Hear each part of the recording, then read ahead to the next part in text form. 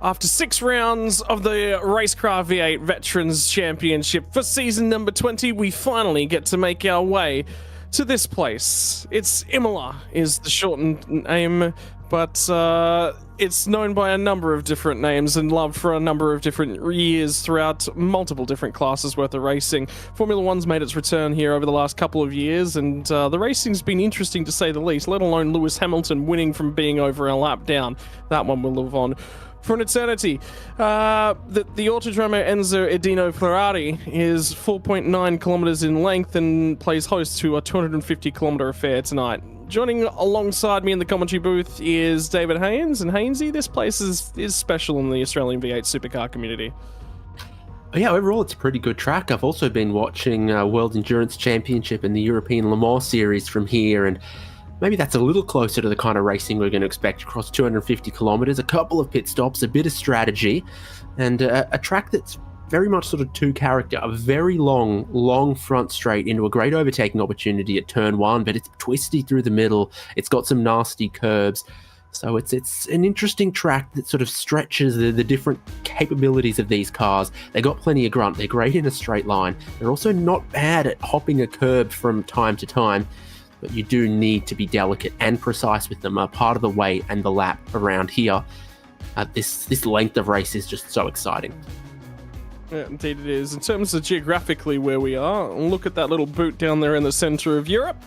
We're going to be in the northern part of the east coast of Italy, not too far away from Venice and Florence.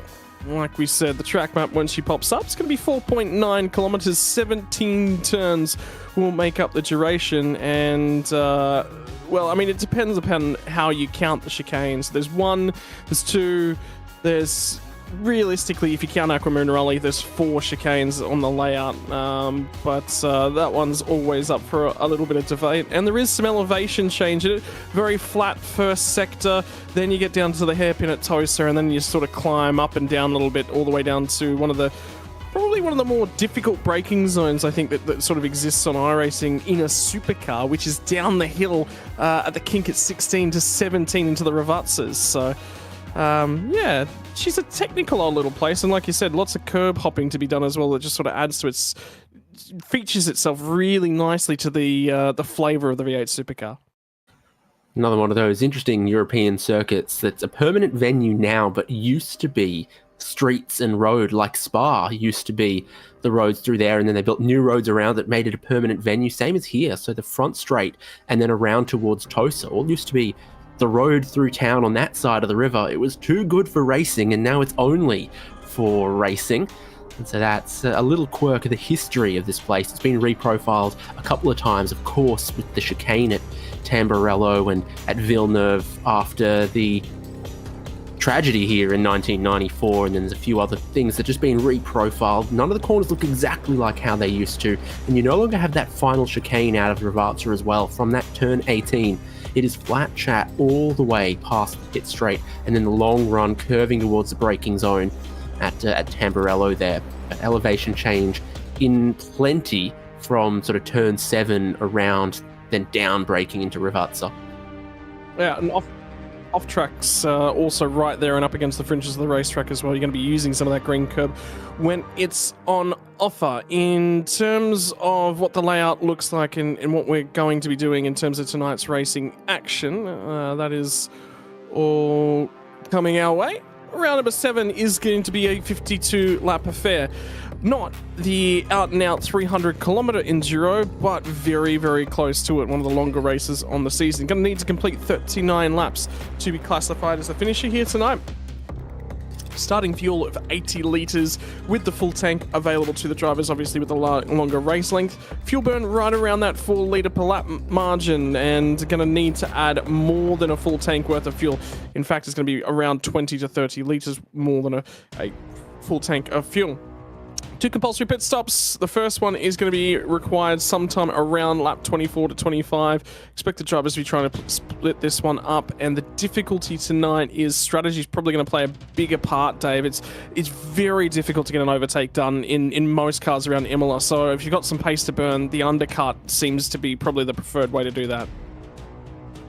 Yeah, I think so. So that sort of around the back half of the lap, very, very difficult to pass. If you're going to be looking for an undercut strategy, these are sort of your three possibilities of the strategy. Everyone's starting on 80 litres on lap 1 at the left-hand side there. You're burning the fuel down. You could stop very early and do that red strategy, stopping very early and then stopping at the critical lap number as early as you can to fuel and get to the end.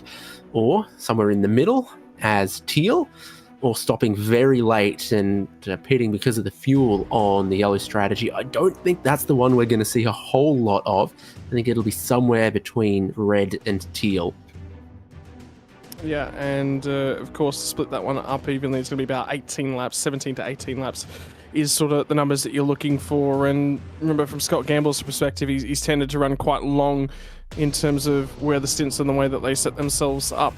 As we flick through the information that we've got available to us here this evening, championship points are starting to come into the equation. Remember, we're 6 rounds through this championship now. After tonight will be 7. There'll only be 3 more rounds left to go. Here's what the championship looks like for before the drop rounds are included. Leading the way, Scott Gamble by 96 points. This is the entire points total he's hauled in over the duration of the season. Behind him, Michael Whitingham moves ahead of Blake Delaney, who didn't have a great race last time out. Damien Cairns ahead of Chris Miller. Michael Stewart inside the top 10, deep inside the top 10, having a reasonably strong season. Dean Flavel, also one of his best seasons of note. Stephen Kennedy, David Kirby, and Christian Smart round out your 10. Biggest movers, Ting Nickel, plus 5 spots to 40th, and Stephen Gretsch, 42nd. Unfortunately for Jamie McKnight, lack of attendance last week dropped him 14 spots. But how does that look after the drop rounds have been accounted for? Remember, there's 2 of them that are available. Well, all of a sudden, that championship lead gets halved. The drivers that sit 2nd and 3rd are still in those same places, but have a look at who all of a sudden jumps all the way up to 5th spot. Jeff Thomas had a vacation, missed 2 races. Well, this now brings him right back in terms of overall championship point contention. And have a look at the margins between all those drivers, David Haynes. It just gets squished really back together again. Exactly. And so if you're one of the drivers who look good on this sort of a couple of drop rounds counted method, then you've got to keep putting in really, really good results all the way to the end for it to still stack up, because in this method of counting, you've already used your drop rounds. You've got none left to use for the tail end of the championship. So for Scott Gamble, doesn't need to take too much risk there. He's got that lead that he can hold on to. Some of the others, it's like, oh, okay, if I only count my best results from this first half of the season, and then I make good results from here on out, I can absolutely still be in the picture. But you have less room for a mistake or a drop than Scott Gamble obviously has. Yeah, and there is the trickiness of it. So that's what the points scoring looks like. And, you know, there's a little bit of a gap for winning rounds, and Scott Gamble's won a vast majority of them thus far. But it's the bonus points that keep a lot of these drivers relevant. Pole position, worth a bonus point. Fastest lap, also a bonus point. But you've got to finish inside the top 10 to take that point with you. 0x instant points is where you can achieve the highest amount of bonus points. And it's available to every single driver in the field. 2 points on offer there. Leading any lap is also worth 1, leading the most laps worth 1, and being a part of our Zoom feed to drive the driver engagement, which we'll be having a look at in a few moments, also worth bonus points. So a whole bunch of different ways that you can accrue those bonus points as well. The 0x incident is very tricky to get done around this place as well, and we haven't seen a whole bunch of those. The supercar package as well. As somebody with no experience in the car, very, very little experience, look, I find the car difficult to drive, to keep it on the track, and in between the white lines is difficult for me at most times. But for 250 kilometers tonight here, Dave, there'll only be a couple drivers that'll get that done. Yeah, it's a tough call, but it's something to strive for, and that's why it's in there along with, you know, lead any lap, fastest lap, stuff like that, and the Zoom call. So we look forward to seeing how they managed to accrue a couple of bonus points. And we had this sort of discussion with some of the drivers last time I was on, that, you know, second, third, but managing to accrue a handful of little bonus points like you see at the bottom of the table there. And suddenly you don't feel as bad about, you know, not standing on the very top step of the podium. You can be an American and be just as delighted with second or third because it's a medal. I was wondering how long it'd take for the Olympics references to come out. I didn't think it would be that early on. Well done. Yes, yeah. To our American compatriots celebrating the fact that they've scored the most medals, but not so many of them gold. Driver of the day from last week was a phenomenal drive to this one. Chubby Buns Burgers driver of the day for David Nash, who drove his way through the field, had a significant number of overtakes to his name after already making a few overtakes before an incident early on in the race, had to drive his way back through. So to do it not just once but twice was good enough for the Chubby Buns Burger driver of the day entry. And I mean, Monza does enable some good opportunities to pass, some overtake, and for David Nash here tonight, he will be starting at a 21st position, so a lot further forward than he was last time out, but yeah, a little bit more difficult to get that done here tonight. Yes. Imola is not Monza. It's great that they've got two really historic, really exciting racetracks with quite different character to each other. You can sort of play off each other, so good result at Monza does not necessarily guarantee a great result at Imola. Hopefully we'll see something a little different, but well done to David Nash there with that award. And finally, we're going to jump over and get straight into our gridding. We're going to have about 2.5 minutes before we get into the gridding phase of tonight's race, but with 250 kilometers ahead of us, we've got some time to spare. Scott Gamble, yet again, is going to put his car on the front row of the grid, and with another pole position, accrues one more of those bonus points, so 141.360. Michael Taliancic, 0.2 of a second further back, but we'll start off alongside of him, and will be interesting to see if he can challenge for that overall race victory. Excuse me. Row number 2 is going to be Matt van der Kraan and Tim Nicol. Tim Nicol putting in his best qualifying performance of the season by some margin. And Matt van der Kraan's been making a regularity of making a visit to the second row of the grid. In behind these guys, though, will be Jeff Thomas and John Latham. And just talking about the consistency of Jeff Thomas in the weeks that he has been present, the difficulty now, he actually doesn't have a spare bad round available to him. 5th on the grid will certainly give him a lot of confidence, off alongside of John Latham, who finally gets back inside that top 10, has good race pace. John should move forward a little bit further from there. Damien Cairns, another strong qualifying performance 2 weeks in a row from him, off alongside of Michael Whiting, which will actually be one of his worst qualifying performances of the season. Sits second in the championship, just needs to make sure he keeps moving forward. We'll be trying to score some points over Blake Delaney here tonight. Travis Hunt and David Kirby going to round out your top 10 right down at the back end of things. Both of the JWM cars inside the 10, and Dave Kirby running some reasonable lap times. He'll be reasonably happy with that pace. Jason Fewens and Luke Grundle are going to be the first two cars outside the top 10. I was actually talking to Jason Fewens just a few moments ago. He said, yeah, look, tonight's going to be really, really difficult. Qualifying's not my strong suit in terms of things. Well, I think that's actually Jason's best qualifying performance of the season. So, hey, always good when a few things go right. Luke Grundle to his outside. Chad Lewis is going to be off of row number 7, off alongside of Michael Stewart. Both of these guys had strong races last week, albeit for Michael Stewart, because he went off sequence on strategy, did not work out his way, drove his way reasonably back through the field. Stuart Hall and Mark Poynton are going to be the next two cars in behind these guys, 15th and 16th on the grid. Poynton snagging into that top 10. Excuse me, after we did get that adjustment for the drop rounds as well. Chris Miller and Greg Sharp are going to be off of row number 9, and a little bit deeper in the field than I think Chris would like, but Greg Sharp's starting to really string together a strong run of qualifying performances. Dan Hall and Christian Smart going to round out your top 20 here, Dave. Yeah, indeed. So then the next part of the field has David Nash and Stephen Kennedy in the 21st and 22nd. Hardly more than a second away from the pole time. It's pretty compressed as far as qualifying is concerned around here. Behind them is Robbie Griffiths and Dean Flavel. And then on 25th and 26th, Paul Burns and Brad Doble. Got Darren Crosby and Jamie McKnight back there, a little deeper in the field than perhaps you might expect.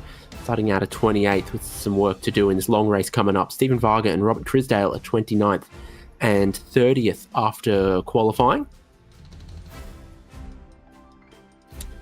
Jim Caparonis and Darren Goosey are 31st and 32nd from qualifying. Chris Blanchard and Gary Buckland are 33rd and 34th. First car more than 2 seconds away from pole. Glenn Corbett and Shane Randall here, 35th and 36th. So a very competitive looking qualifying session. Should give us a good and competitive looking race. Last driver with a qualifying time is Craig Friend. Ken Latter does not have one. There's one or two other drivers we saw practicing that do not have a qualifying time as well. Scott McCune and Paul Warwick back here for 39th and 40th. And I think this is the last two with Mario Real and Halil Cesar. 42 cars on the grid, and it's 37 of them with a qualifying time. This is the wall of drivers. So Damien Cairns, Scott McHugh, Glenn Corbett, the Dino, and continuing to judge that stress level. Extremely relaxed at the moment, right down at the bottom end of town. Jason Fewens, Scott Gamble, Travis Hunt, Christopher Blanchard, Mario Reale, David Kirby, Chad Lewis, Jeff Thomas, Michael Stewart, and... Can we take a point away from Jason Fewens for that? What, for waving at the camera? It wasn't a wave. I feel I missed dirty. it. I looked away. But he's there you go. He's got the camera on. He knows we're watching, but he's going to have to watch the lights go out in a second. So we've got about a minute from green flag, but that could accelerate if everyone all grids up. Your drivers at the very front of the grid, they're already first and second. It's third place that we're missing off the grid at the moment. Yeah, and I was just having a look towards the tail end of the field, by the way. Ken Latter did attempt to set both of his qualifying times, picked up off track, so laps didn't count. Same for Scott McCune, same for Paul Warwick and Halil Cesar. Mario Reale must have had to just walk away from the sim for a few moments because he's just going to start naturally from the back end of the field, not having attempted to set a qualifying time. And he wasn't in the seat when we looked. He wasn't there. It was an empty rig. So he's on the grid at the moment, so I hope he's back in time. Either way. Well, we are now about 10 seconds away from getting our green flag from the back end. There's a few holes I can see at the back end of the grid as well, so just wondering whether or not everyone might have got in. There might be a couple of cars opting to start from the pit lane.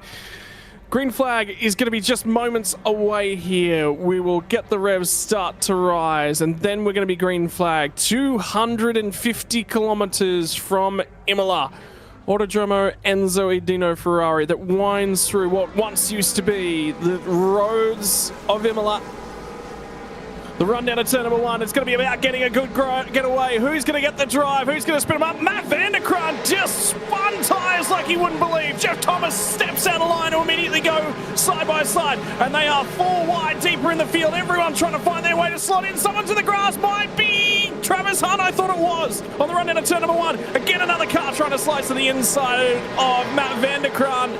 And Vanderkrant has just been left drifting back through things. Indeed, it was Travis Hunt. So now they're all going to try and slot themselves back in. Vanderkrant's gone nowhere from 3rd to 13th.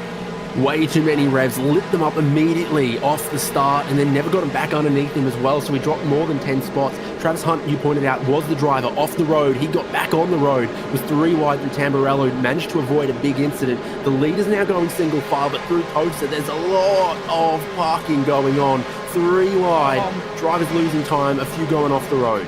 Did you just see that car that was completely off the road and it looked like it got elbowed back there? They're 3 wide though as they got through to Piratella at the crest of the hill as well. So everyone's squabbling for a little bit of track position because it's going to be hard to come by here tonight. The opening lap's the best time to find it. Some drivers have managed to pick up a little bit of track position. Look at Ken Latta with the elbows out, already trying to skirt his way through the field and grab as many spots as he possibly can. Started out at 38, sits 34th on the road. He's about to have a crack at Shane Randall, gets down to the inside. Sorry, my apologies, was Gary Buckland. He does get to the inside of Gary Buckland, gets the job done on the run through the Variante Alta chicane for the first time tonight.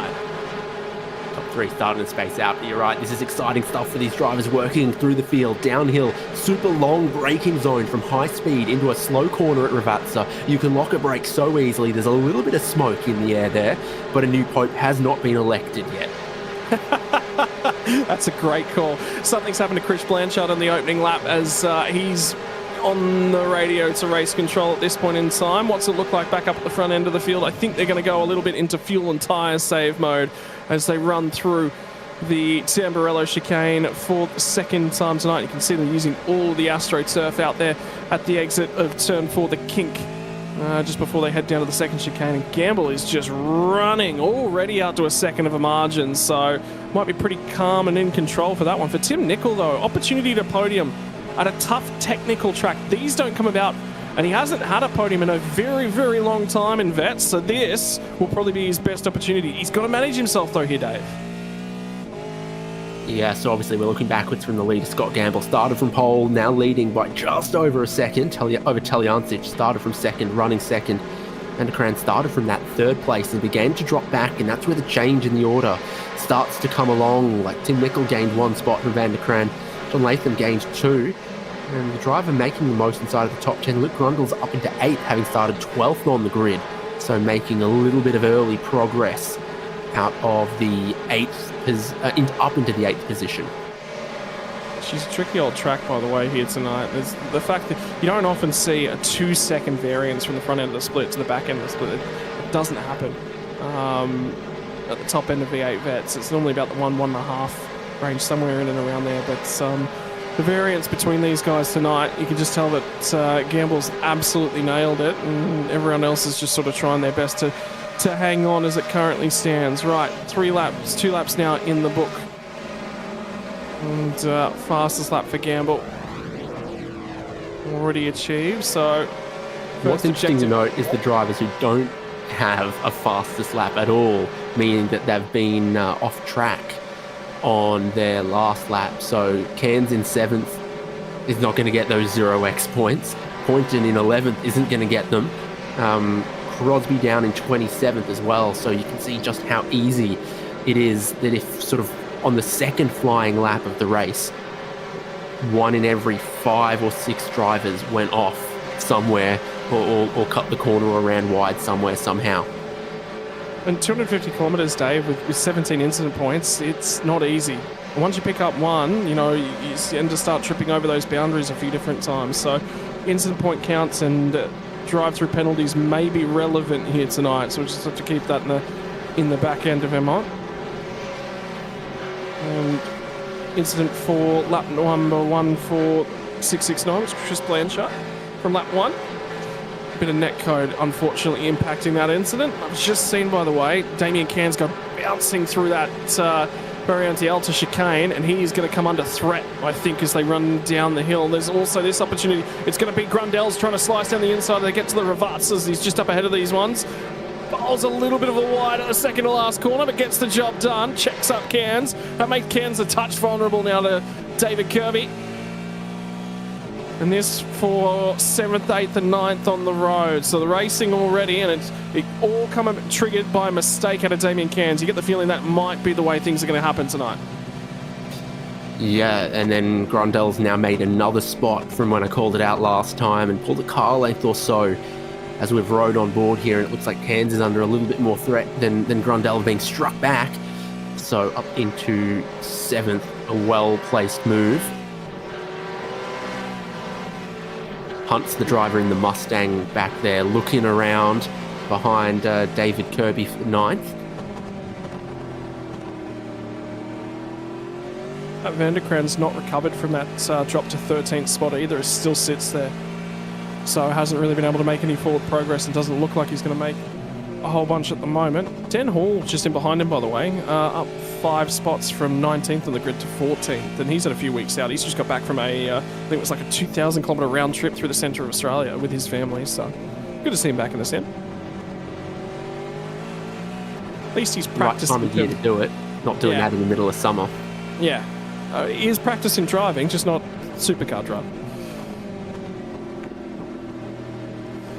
Sometimes kangaroo will jump out and then you'll have your reflexes tested, but it's not quite the same. So the fuel mileage might come in on a big road trip. Let's take a look at the battle for 9th and 10th, and we can take a look at the both of them. You just see him bouncing over the curbs as well, and the attitude on the wheel and how much micro corrections going on. Bit of a glance at some data on the top monitor for Dave Kirby, just a few reads of bits and pieces. Both of these guys do stream, by the way, over on their own private channels. I believe David Kirby's Harlan Motorsports and Trav TV on YouTube is Travis Hunt's. So both of them certainly trying to get out and be a little bit social in the interwebs.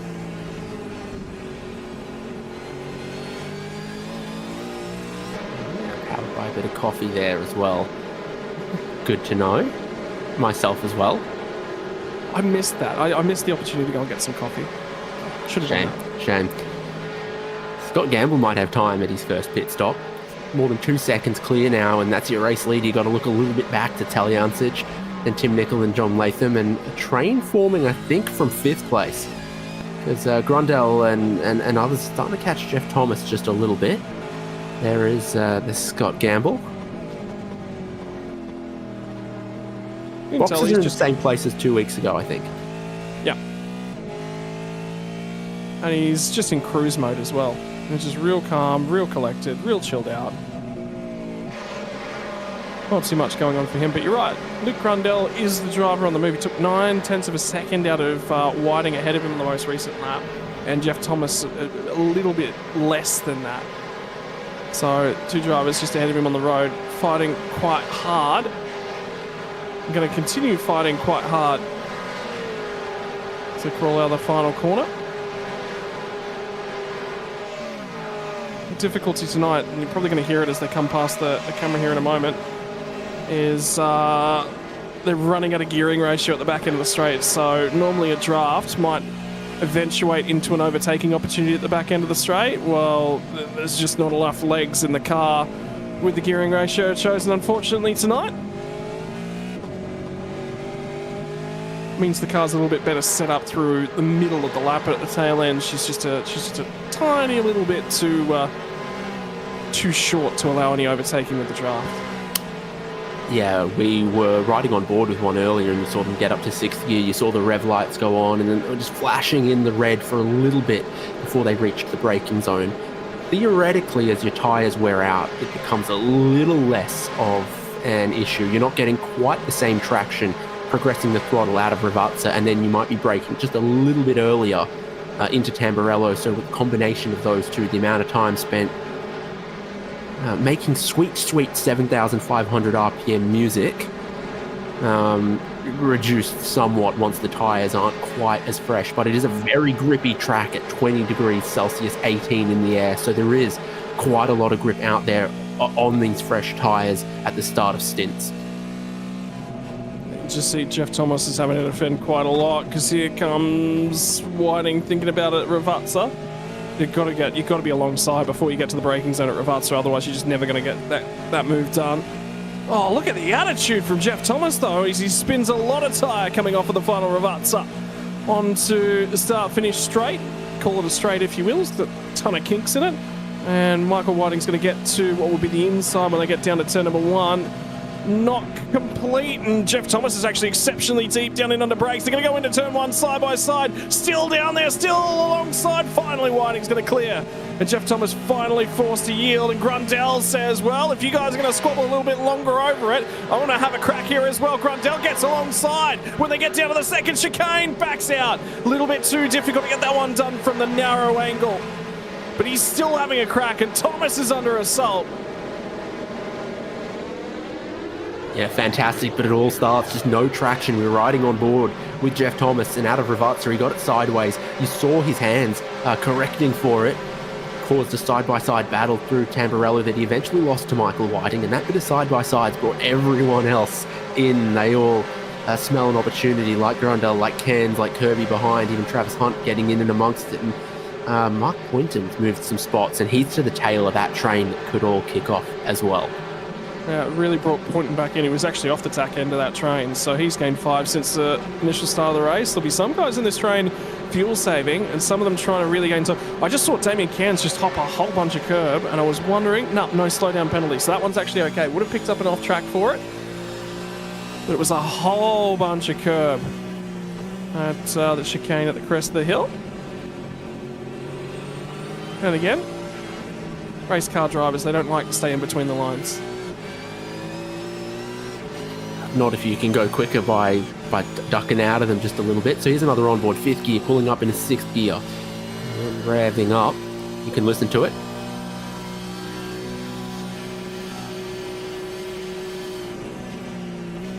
Yeah, it seemed like a fair bit on board with Cairns that time, because he got a good reasonable traction. He also had the slipstream. If you don't have that and you don't plant the throttle quite as well as you'd like out of Rivazza, then maybe you spend a little bit less time, 7,500 RPM, and the tyres are still dropping away from them just a little bit as we go on. We've not really seen anyone look to stop too early yet. No one has been through pit lane just yet. That window is officially open though for the compulsory stops. So compared to... Oh no, David Nash has been off at Tosa. Oh no. Car looks straight at least from the front end, so I'm wondering whether or not it might have been self-inflicted as he's going to be pulled up alongside by Robert Crisdale at this point in time. Replay's going to tell the story. Quite close, and I think that's Blant. No, it might be Greg Sharp. No, it's Flavel. It's Dean Flavel just ahead of him. And lost on his own, so... He got more inside curb than he wanted, and he kind of hooked the left rear tyre up, and at slow speed it was a little ungainly. They do that with the rear end of the supercar. A little bit of a slide sometimes. The rear end just come around, keep coming around on you. But yeah, I like that call. Either way, David Nash has dropped a few spots now, and there's a big old train happening now from 19th all the way down to 37th. Matt Vanderkran's going to dive to the lane, and I've just heard somebody else, Stephen Kennedy's also dived in. So our first two takers to the pit lane as we complete 8 circuits of Imola. That's very early. That is very, very early for Matt Vanderkran. Yeah, it is, but maybe he thought he'd done some damage to those rear tyres, lighting them up like he did off the start, or he's just a little frustrated with where he found himself. And you look at that train that was forming, it was sort of 5th through to 16th. It was nose to tail. It was that, and he was sort of at the tail of that in 12th, 13th position, and he might have thought, I do have a bit more speed when I look after my tyres and I'm not in this pack where it's kind of looking a little Formula 1 DRS train like. So I can see why if any driver thought, I can undercut but I can't pass, it could be him. Yeah, that's fair enough. That's a fair enough assessment, particularly with the guys at the front end of that pack were fighting quite a lot. John Latham, by the way, has got through to 3rd spot on Tim Nicol, which is exactly where we just jumped to. I was just looking at the timing tower for a look on that one. I think it's happened on the lap 8 by what I'm looking at, because Nicol all of a sudden lost 0.6 of a second on that lap. So I'm thinking probably going to be a mistake for Tim Nicol somewhere in the middle of lap 8. Jeff Thomas has recovered a little bit since his few moments to lead that pack. This will tell the story of where change of position. So this is right at the end of lap 7, start of lap 8, on the run down past the start-finish line. A little bit of draft, pulls up alongside. I think Tim's just going to, yeah, not too interested in fighting that one.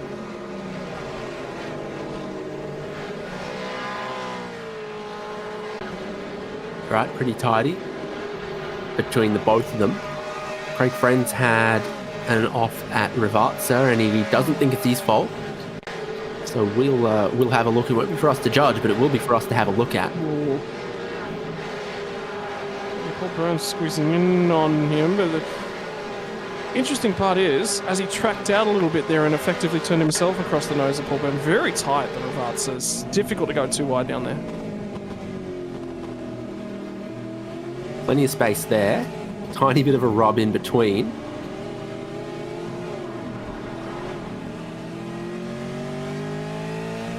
The difficulty is that just looks like both of them just sort of holding their line. I don't think there's too much in there. Scott Gamble's lost a second on this lap.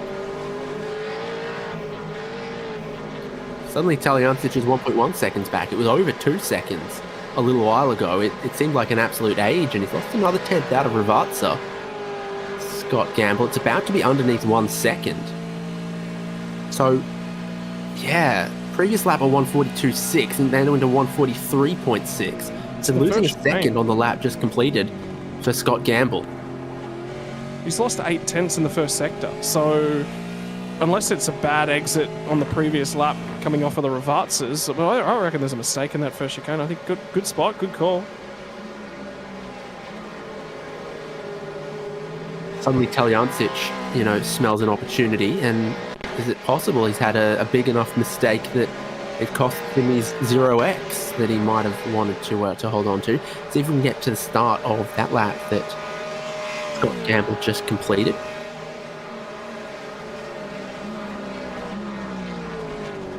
A bit of a lock-up over some of the rumble strip there. No good for the tyre. Potentially an off-track there as well. Could have been a lot worse, though. Could have been a significant lot worse. They'll get away with one. And something's just happened to Michael Stewart as well in the 919 car.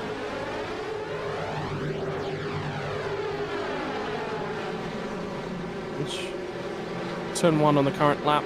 So, on the run out of Tamburello. Because he's lost a spot here. This wasn't a simple lock-up. It was a little more complex than that. He's on the outside here. We know there's sort of a little kink in the middle of the braking zone there. Valtteri Bottas, George Russell sort of discovered that, driving straight to the braking zone actually means leaving one side of the circuit. So Stewart's looking around the outside here. He does. Jason's the tricky part is because this road's so kinked there, I think Stewart's trying to pin him to the inside of the road and just sort of narrow his approach to the turn 1. But he's sort of done that, and P1's has gone, I'm coming across, or whether they both just misread the situation. It's another one of those ones where both of them are sort of coming towards each other. A bunch more cars are going to pit this lap. David Kirby, Chad Lewis, Dan Hall, you see on your screen there, to join the 3 that have already stopped: Matt Van der Kraan, Stephen Kennedy, and David Nash. Strategy's starting to open up. We are about 5 laps early than probably the expected window, at least for the bulk of the race leaders. So a bunch of drivers looking to opt for some track position. I'm really curious to see if Taljancic might just throw that at Scott Gamble. Although for him, his last lap, 42.693, they were both very similar on that most recent lap. Taljancic's peak pace, though, is the difference. Oh, Jim Caperonis getting elbowed out around the long way. As Paul Warwick side by side with him. Caperonis eventually comes out on top. Yeah, close for a second there. And Scott Gamble right back on his pace up front with Mike Taljancic. So no more to worry about there. I don't think. No lasting damage done. Just got to be careful with that braking zone into turn 1, that you don't put just a little bit of steering wheel in while you're heavy on the brake and pinch the inside front. I wonder whether or not Caperonis is actually holding up Paul Warwick here, because he's crawling all over the back of him. There'll be an opportunity for Paul to try and get this one done at some point. Oh, there was a big wiggle in the braking zone for Caperonis, and Warwick nearly ended up wearing the Chubby Buns Burgers Mustang. Caperonis struggling at the moment. He's right there. He's going to get a run as they come on to the start-finish straight. Gary Buckland's the driver behind, who also ran very deep into Ravaza, so it's becoming an increasingly challenging braking zone as the tyres wear, and this time Paul Warwick gets to the inside, heading into the braking zone at Tamburello. Most of the way up there, that's kind of how you got to do it. Yeah, job done now, so now we can try and get the eyes a little bit further down the road. What about our drivers that have already made their first stops? Where do they sit? Matt Van der Kraan leads the way for them out on track. About 3 seconds over David Kirby, although he's already been out with the current tyres on for now about 3 laps complete on that new set of tyres. He's making a little bit of time to the battle pack that he was in, but it's not much ultimately. He has got a heavy car once again. Free air, though, is the big win. Yeah, what was his last lap? A 143 flat. Yeah, So that pace kind of is about what 5th and 6th are doing. Everyone ahead of that is faster, everyone behind that is slower. So he's undercutting sort of up towards 5th or so. He was behind drivers like Travis Hunt and Mark Poynton and Damien Cairns, and now he's going quicker than them. So as long as he can maintain that pace decently, he'll get that track position. Then he'll have older tyres with drivers behind him on fresher tyres that he'll need to hold back. But, you know, that's how the undercut works. You're taking a little bit of advantage now, but then you'll have some tyre difference to those behind you that can come back at you later. Fuel will be an interesting factor in all of this as well, because David Kirby, I don't think, has filled that tank compared to the other cars that are around him. They've taken on a little bit more fuel. In terms of things, reminder to the fans watching at home how much fuel you've got to add tonight. It's about 124 to 135. So effectively looking for both tanks around that 60 litre mark when you do come into the lane. In the meantime, Paul Burns looking at the rear bumper here of Darren Goosey. Car park at Tozer when Darren Crosby just spun and the car behind came to a stop and stalled. They're all feeding in here. It's just cleared, and now Jeff Thomas is off the road. Something's happened to him at Piratella. Drifts back through the running order. So lap 14 is when all the chaos started to kick off. Thought it might have been a little bit earlier than this, but it is all kicking off in multiple spots on the track this lap. I'm sure we're going to have some replays to have a look at here. Indeed we will. So this is Crosby. That's Jamie McKnight just ahead of him. So he's lost it on his own. And unfortunately when the rain light comes on for Varga, that means the car is stalled. You see, he comes to a stop, he just stands on the brakes, and then just as he wants to get going, you realise, oh, the car's dead, there's no noise. At the same time, Thomas was late and did make contact with Grundle, but at least they both got out of there without too much chaos. Only Jeff Thomas majorly impacted, and I know he would be immediately trying to apologise straight away to Luke Grundle. Interesting to see how long he'll continue on now that he's been for a big old slide, because you get the feeling that if he's done that, he'll probably be into the pits pretty swiftly thereafter. Darren Crosby's in, having been delayed as well, so maybe thinking, those tyres are done and now it's time to maybe try to undercut, try to get some of them back. Holy cow! Ken Ladder's up 24 spots. He's up more than a spot a lap. That's unbelievable. How is he up 24 spots in 15 laps? Now, some of that is obviously drivers of the pit, but he's on the back of Jeff Thomas, and this group would have been just outside the top 10. There's actually only about 2 cars ahead of him that have pit.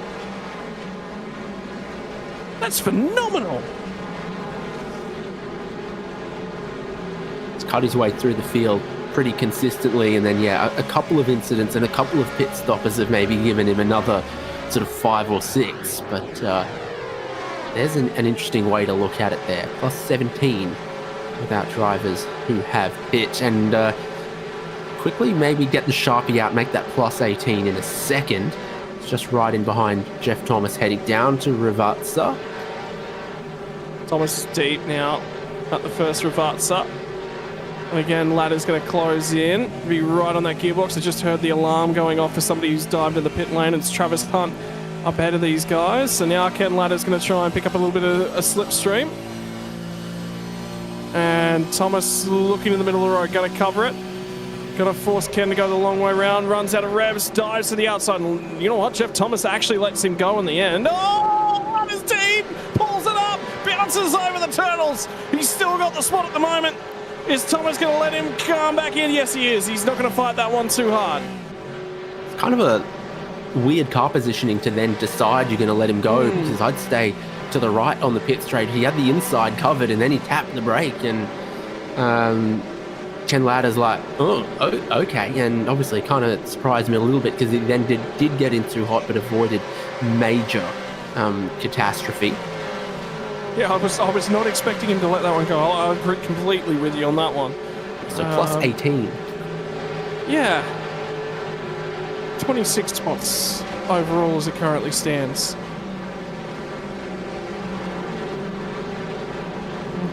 We are now Next lap by will be right on about that even spread in terms of your pit stop timings. So should be starting to see the bulk of the field come in the next couple of laps.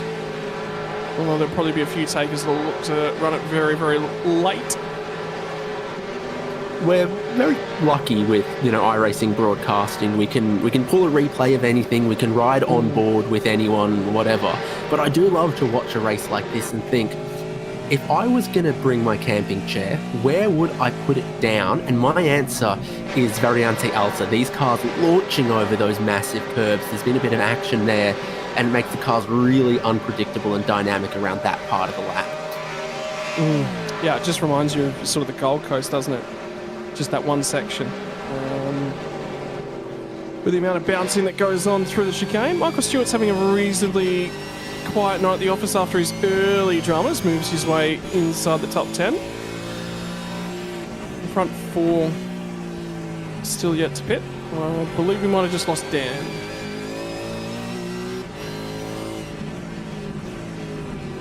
Click back in Scott Rankin and you might get your feed back again, but the pit lane is still busy.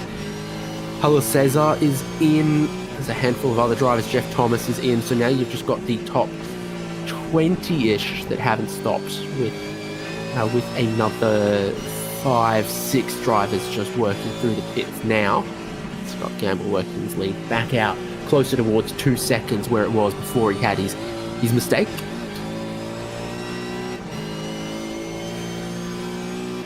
Yeah, just gotten to edge away nicely. Oh, there we go. Stewart's seventh at the moment. Got a bit of clean real estate out the front of the windscreen here, but just behind is Jason Fewens and Chris Miller.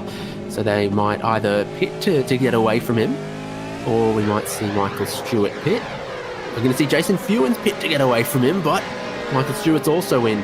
So it's Chris Miller who goes on past the both of them. As the drivers make the pit entry. It's narrow once you commit, and then between the Armco slowing down to the pit lane speed limit of 80 kilometers an hour.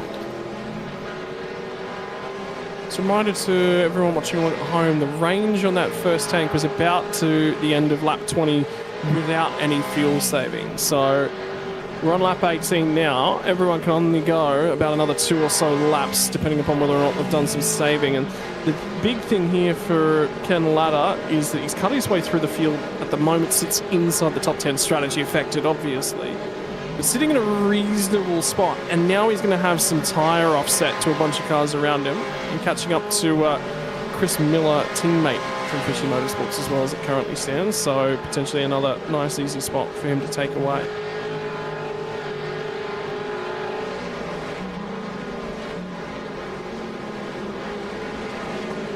And an update on that incident we saw between Craig Friend and Paul Burns was that both drivers contributed significantly to that incident, that neither of them was deemed to be wholly at fault, and therefore you can't really issue a penalty. Both cars come together. Tim Nichols stopping, taking a look at the Dino Dyno. It's a lovely feature. We get this every week, by the way, Dave. It's great to watch. That, however, is the highest the Dino Dyno's ever been. He never gets above highway cruising. He barely trickles into highway cruising. He's never been on the limiter before. So, there you go. Right, well, we're still quite a few calories away from anything from KFC. So I'll look at the menu from somewhere else this week and later on in the race let you know what he could maybe get from a GYG drive-through. Well, I tell you what, we're not halfway yet, so we might get there. Might be a zinger box on that one again. Load extra guacamole on it. It's extra, but, he's pushing, so we'll see. Yeah, certainly worth it.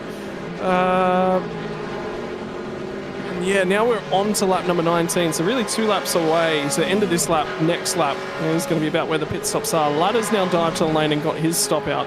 Wait, I'm really curious as to where he pops back out, because if it's around the back end of that 10, it's going to be interesting to watch. Michael Stewart's just gone through on him. Jason Fewens has gone through. Damien Cairns had a really, really long stop, so he's definitely topped that car all the way up. And there goes Cairns as he shoots through that shot. And Dean Flavel. So I reckon this is going to be just outside the 10, if not inside the 10 in the first stint alone. That's a monster stint. Yeah, and so we Scott always Gamble have this question as there's some battling in the background. It's like, have they short fueled it a little bit for this middle stint? Have they taken on a whole chunk and then I'll have a short final stop? There's always still some questions to ask in this middle stint of the race before we get to the end. For Latter, yeah, I think he's taken a decent amount of fuel. Damien Cairns may have taken the most.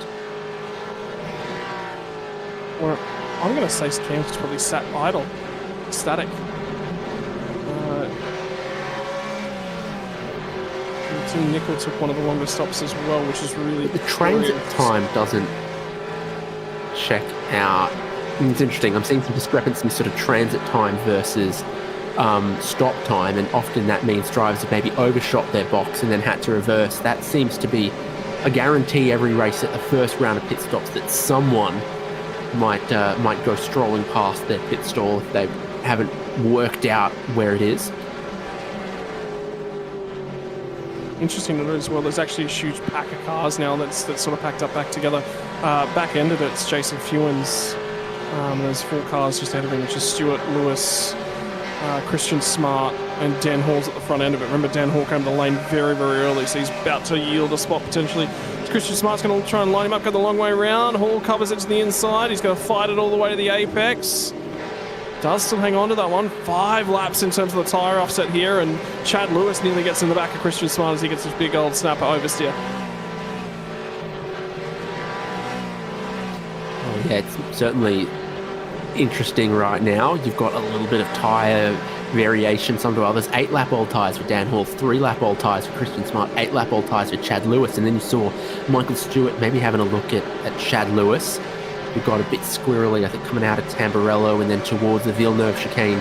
That green Mustang was having a look, and it's, I think, still looking around in places as well. Chad Lewis. Get a look at his hands, but also increasingly large green Mustang in the mirror. Michael Stewart's going to want to get on with this one too, whilst he's got that tyre offset. And before Jason Fewens can have a crack at him, because Jason Fewens is looking to try and have a crack at the run into Variante Alta. And they'll bounce over some curbs, which means that Stewart again becomes disconnected from Chad Lewis and any opportunity of a move on the run down to turn number 1. The best available opportunity, or at least trying to snatch upon some mistakes, suddenly goes begging. And all that does is just allow Ken Latta to just breeze up on these guys just a little bit closer. Big shuffle around now as almost everyone else who hasn't stopped is in the lane now. About 10 cars have been through this lap. Scott Gamble goes back to the lead of the race. And indeed, we will have everyone. There's a couple of short stops, though, that I kind of want to highlight. Mark Poynton has gone a little short on his as he comes back out in 7th here. So we'll either need to save a bit of fuel or take a decently longer stop the next time. But he's tried to grab a little bit of track position and has, because everyone stopped and he's +9 after the first stop.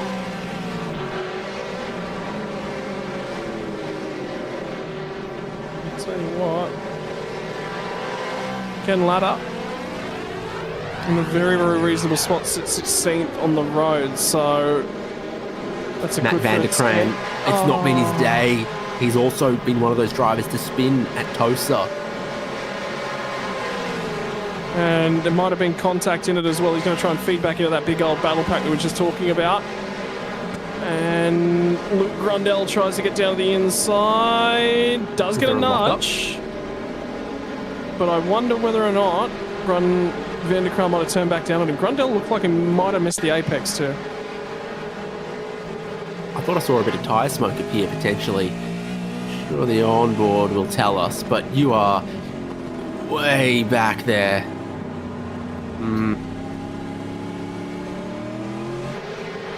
He tries to redress it, but realises he's done quite a lot of damage, and that's probably not going to happen. So there's a lot of fighting going on the field at this point in time, as all those different tyre strategies start to converge upon each other.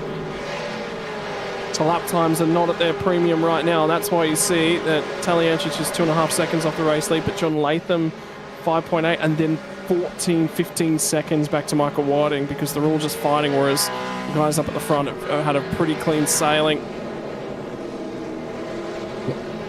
Big gap between your sort of top three and then the rest of the field where the racing is happening.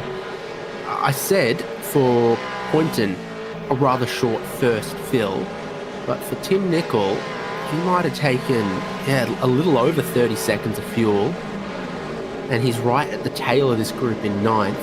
I've got some weird numbers about his pit stop. I wonder what the broadcast graphic will try to tell us, but I think he's got more fuel than a few of these cars in front of him, particularly Poynton and Hunt. 41 seconds, so he's 10 seconds longer than everyone else through the box. Yeah.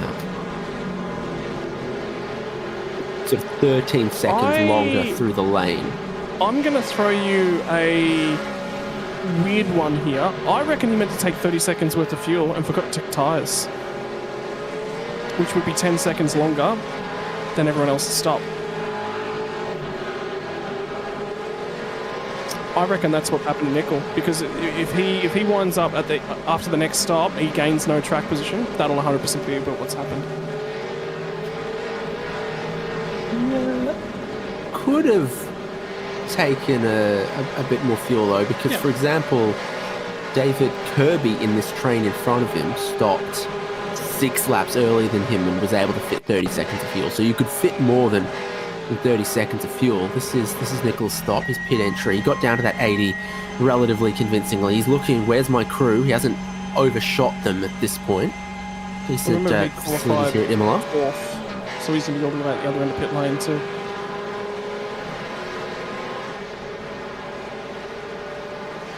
Car goes up on the jacks immediately upon stopping. That's what you'd expect if everything was going to plan. And then it should drop after 10 to 15 seconds and then remain fueling until he's taken enough fuel. Is that how you'd expect the pit stop to play? No, they stay up on the jacks until everything's done, so... all fueling's done off the ground. But if he comes down, he goes back up, that'll tell us exactly what's going on.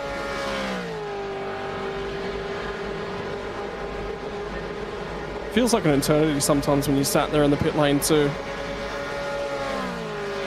No, car goes down and off. Okay, never mind. So, right. I look like a right fool now. Oh, I think if that pit stop did go to plan and the numbers are correct, then yeah, he's in a nice spot, because got a whole heap of cars in front of him that are going to have to take more the next time around. So he runs in 9th at the moment, and he hasn't lost touch with anyone yet. If that battle really kicks off, he might lose track of Michael Whiting, and but David Kirby and the others aren't getting away from him, and Grundle is in the lane for a penalty now, so that opens up a little bit more space as well for Tim Nicol. Yeah, so that's the penalty for Luke Grundle for making contacts, unfortunately. Drive through the lane, he cleared that one immediately.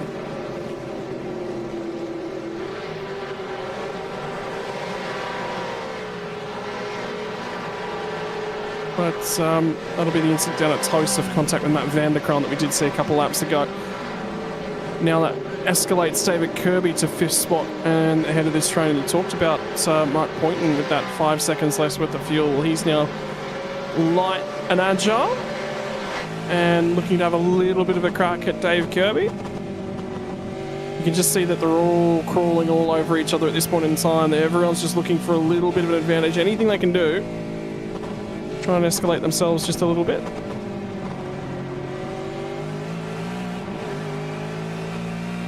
Through Aqua Minerale, sparkling or still. It's a fun section of track, Aqua Minerale, too, because it requires bravery, it requires dedication. And you've just got to, if you know as soon as you've gone in whether or not you've nailed it. Yeah. It's like a ski slope or a mountain bike run or something. Once you're into it and committed, you're into it and committed, because you've got that sort of first bit of the right-hand turning and then the sharpest bit towards the end, but you're braking the whole way through and trying to turn and thinking, did I get on the brakes early enough here to commit all the way through this with some speed? And when you go through it and you think, I left some time on the table, and you try to do it quicker the next time, you make a right mess of it sometimes if you get in too hot. Yeah, and the grass on the left-hand side when you go through the first kink as well. How many people has that caught out over the years? And if you haven't been caught out by that section of grass, I don't think you're trying hard enough, because as soon as you find that limit, you've well and truly exceeded it. Probably worth another check-in with Ken Latter and his progress. He has managed to clear a bulk of that pack now, by the way. And the order in that pack has changed quite significantly. Damien Cairns is now tagged on the back end of it. Ahead of him is Jason Fewens, Michael Stewart, Chad Lewis. Ken Latter's cut his way through to 12th. Matt Vanderkram will be the next opportunity for him. And remember, Vanderkram's on very, very old tyres. At this juncture, Christian Smart and Dan Hall have pushed a little bit clear at the front end and inside the 10 for both of those guys, which is a good drive for Dan Hall. He's plus 10 spots, as is Christian Smart. So 19th and 20th on the grid, inside the top 10 currently. Yeah, and it doesn't look like they've really short filled at this first stop either, Dan Hall or Christian Smart or Ken Latter. So they've made decent progress and should be able to keep some of those spots. There's a bit of movement through Variante Alta. Jason Fewens in the 15th position now after all of the stops. Oh, he's going to have a go. A little bit out of control. Does he arrest it? He does. They're given space by Michael Stewart. As soon as you step a driver from the right-hand side to the left-hand side, it was the big wiggle at the crest of the hill that was concerning me.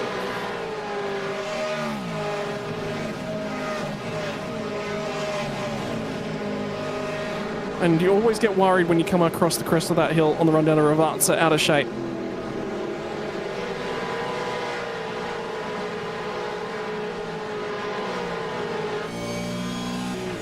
These two were battling earlier. Battling again. And they've already made contact, remember, as well, so that'll change things up.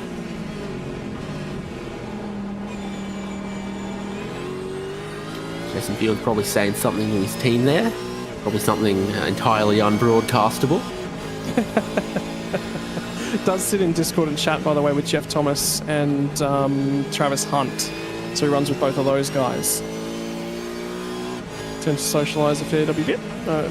Ended up a couple of car lengths further back, and that's sort of that challenge of Aqua Minerale there. You're braking and turning and getting that first bit of curb. Then you need to slow down more, and then the elevation kicks back up, and you know, you don't run out too wide there, or you can get a slow down or get your off track. It's just violent every time over that curb, and you see that Jason Fewens gets it, gains a couple of car lengths. There is time to be gained or lost so easily with just exactly how you strike those curbs and how early you have to brake in this style of car. Really long braking zones, long braking distances. They're braking with the start of that kink heading down into Ravazza. A GT car or a prototype or an F1 car even will be flat out through there and then straight line the braking zone before they get on.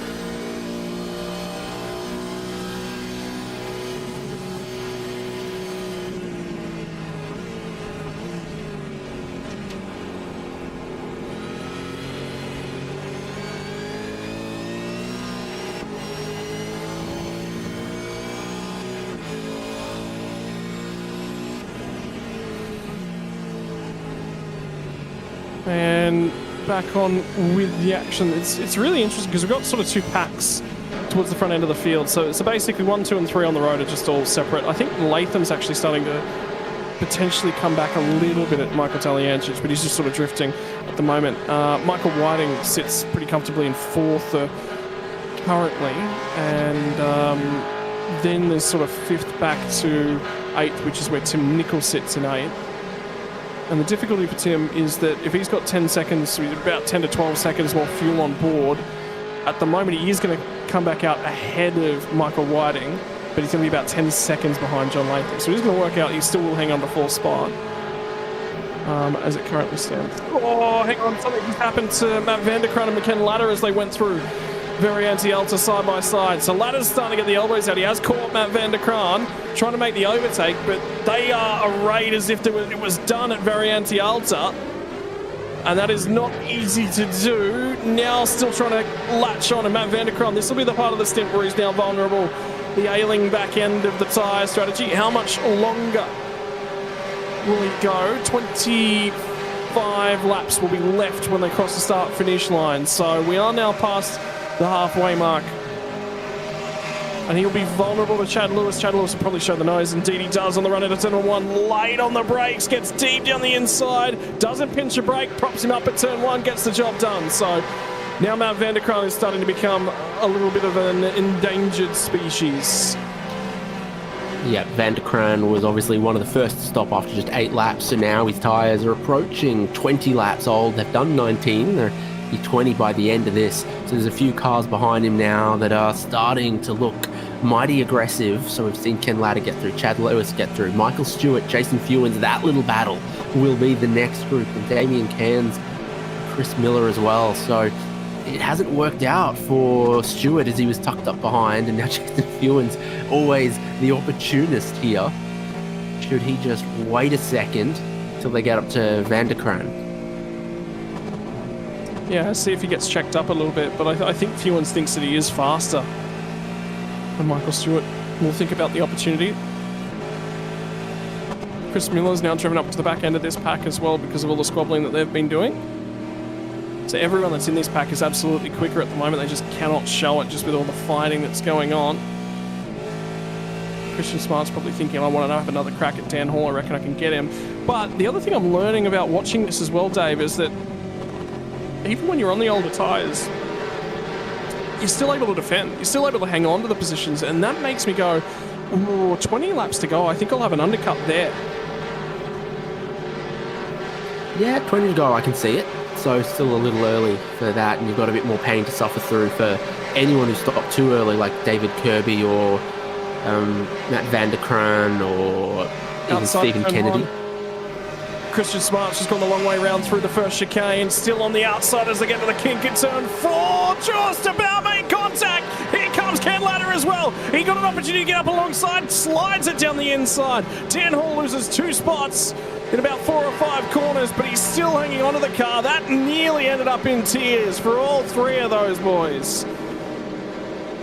Yeah, I almost didn't give Smart room to get back on the racetrack from the curb on the outside of Tamburello there, so there was just a little nudge between them, and then Ken Ladder, man, you don't need to send that guy an invitation twice. I don't think you need to send him 1 invitation. He's crashing every party, wedding, functions, work parties. He's there. Wedding, baby shower, and potentially funeral was the way that one was looking for a few moments. But now he'll get the opportunity to go after Christian Smart inside the top 10 though. So the drive's been good. And that next train is only a couple seconds down the road, about 6 seconds ahead of Christian Smart. So an opportunity for him to drive through these guys and start to work on the next group as well. Have a look at this battle pack as well. I think that's Greg Sharp we're looking at the moment in the VR, just trying to take stock of where he is on the road. Brad Doble's had a reasonable night. Again, gains 6 spots at the moment. From 26 Paul Warwick too, who is in this group in that yellow Commodore back there. And Luke Grundle is no longer in this group because he's in the pit lane.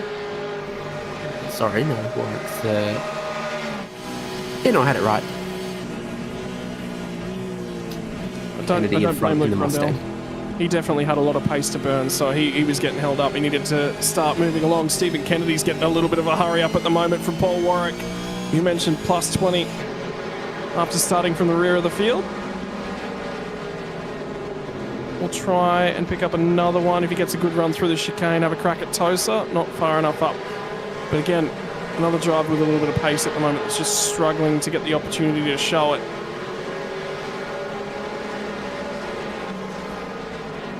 No, what have you done, Dan? No, get him off the camera. No, don't look at him. Scott McCune returns to coverage, ladies and gentlemen. That might be the last time we see his car in one piece. I didn't do it. It wasn't me.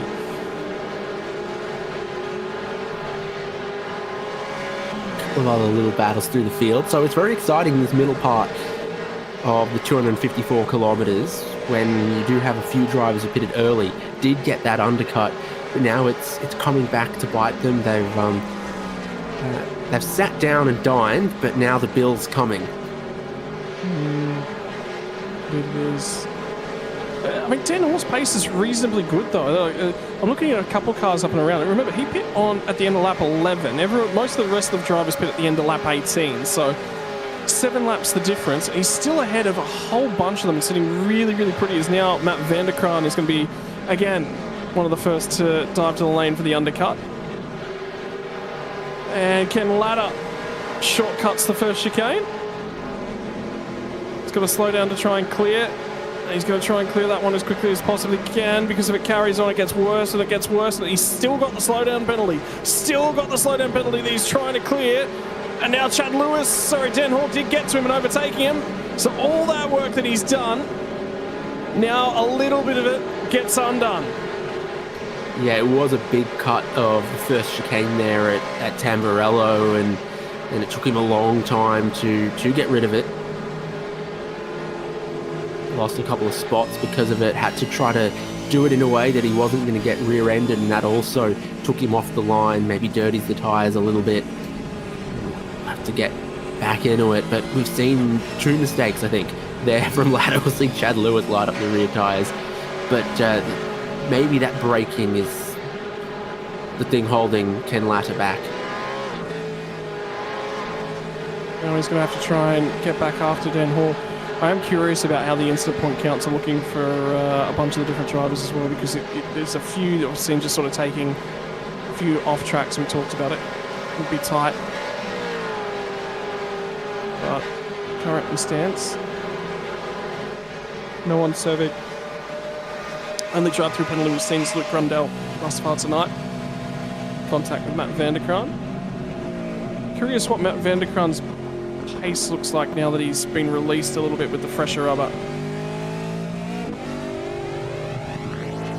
Whether or not he'll be able to start making time, because remember, he wasn't making a whole boatload of time earlier on when he did come in for that first stop, but I wonder whether or not that might have been fuel affected pace, because he had a lot of fuel on board that car at that point.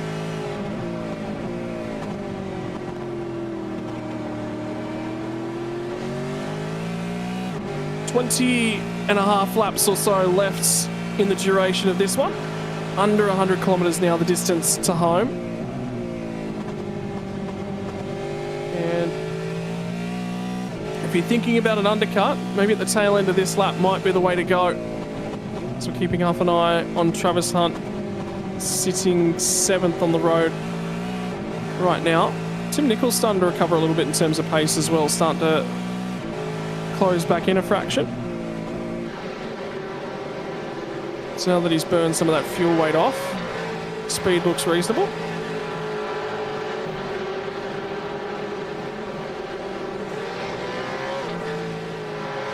Do wonder as well, we get to this 20 lap mark, which will be the end of this lap. You reckon Ken Latta's potentially going to dive in the pit? Because he can clips all of these guys if he does so.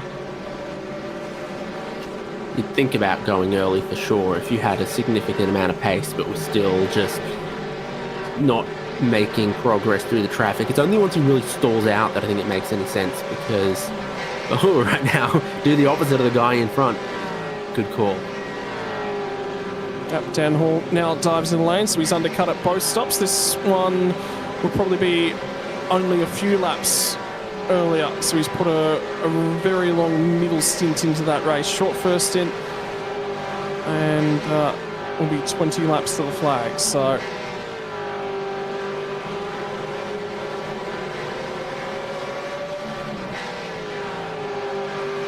why am I seeing Damien Cairns? Something's going on for Damien Cairns, because he's jumped to the top of the timing charts, and he's under his own power. So timing's unfortunately having a little bit of a meltdown at this point in time, because I was looking at it and going, if that happens, normally it's something to do with a toe, but no toe for Damien Kent. Rejoins the race in front of Dan Hall. Yeah, and you've got on your screen a couple of the other stops coming through.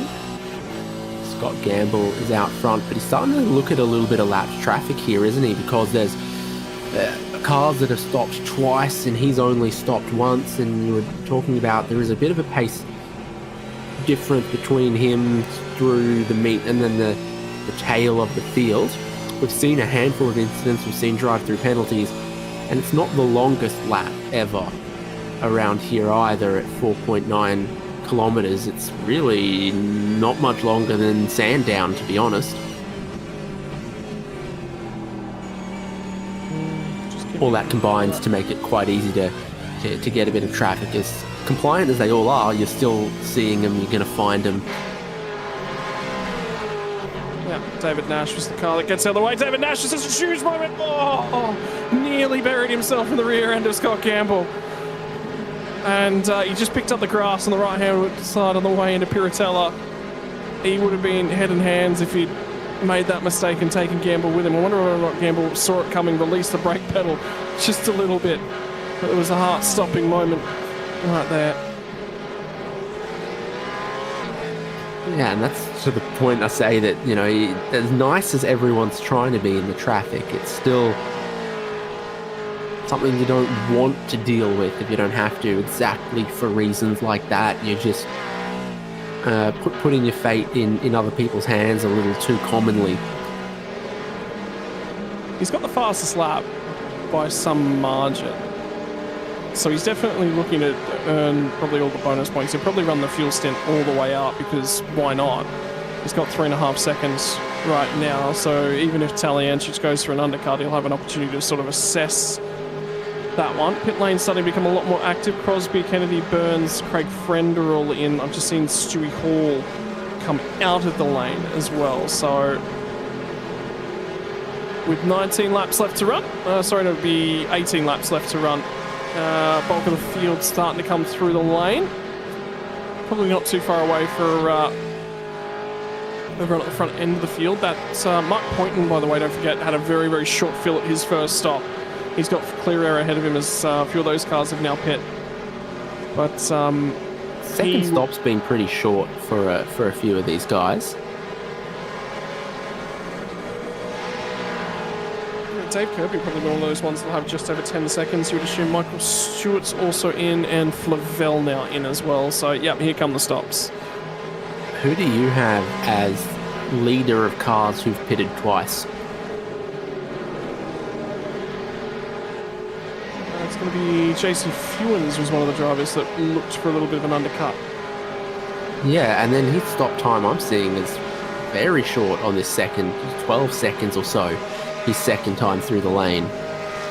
Remember, he did have a long fill that first time, so he's just jumped David Kirby. So he will actually remain the leader of our second stoppers. So he's actually going to pick up a fair amount of track position right now. Kirby does feed back out ahead of Damien Cairns, who's ahead of Dan Hall as well. Although there's quite a big gap between those cars on road. Michael Stewart's about 2.5 seconds behind Dan Hall. Leader pits. Scott Gamble makes his final stop. That'll be risk management, like you said, Dave. Got to know when to hold him, know when to fold him. Yeah. Taliancic goes through and he'll be scored as leading a lap, like I think he was last time around in the pit phase, but not really a accolade that's being shared out through the field at the moment. There's only going to be Taliancic and Gamble, I think, who get scored as lap leaders. Yeah, because Latham's down the lane. Michael Whiting, if Michael Whiting stays out longer than Michael Taliancic, he'll have an opportunity, but that'll probably be about it. Poynton also into the lane. Travis Hunt's now into the lane as well. Travis Hunt backing up in the pit lane, so he missed his stall. And Jim Nichols also stopping now, and we talked about he looked like he took a lot of fuel the first stop around. Can he have a short one this time through, Tim Nichol? And he can, 12 seconds. So he really brimmed the tank the first stop through, and he'll put him into a bit of traffic, to be honest, but he gets almost all of it back now. Right, he's actually on the inside. Top 10 again. And ahead of a fair few people. There's Robert Crisdale, Jamie McKnight, Jim Caperonis and Gary Buckland make appearances inside the top 10 before they take their final stop of the night. I think Tim Nichols should be the leader by a reasonable margin of the drivers now. Sorry, my apologies. Scott Gamble, of course, has pit, as is John Latham.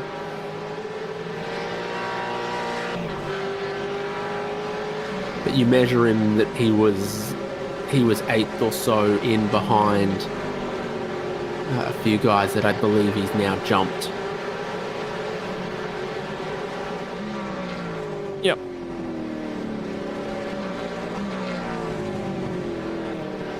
He's put some margin on the bulk of the drivers who've made their second stop. Ken Latta is... Oh, there's a big move that's just gone down at Tosa. Michael Stewart and Christian Smart have just made contact at Tosa.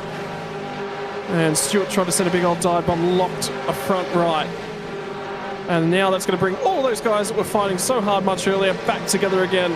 Matt Vanderkran's brought into this one, and now it's going to be, again, Chad Lewis runs Christian Smart. So Christian Smart's just been forced wide twice in a lap, and he's lost 4 spots as a result of it.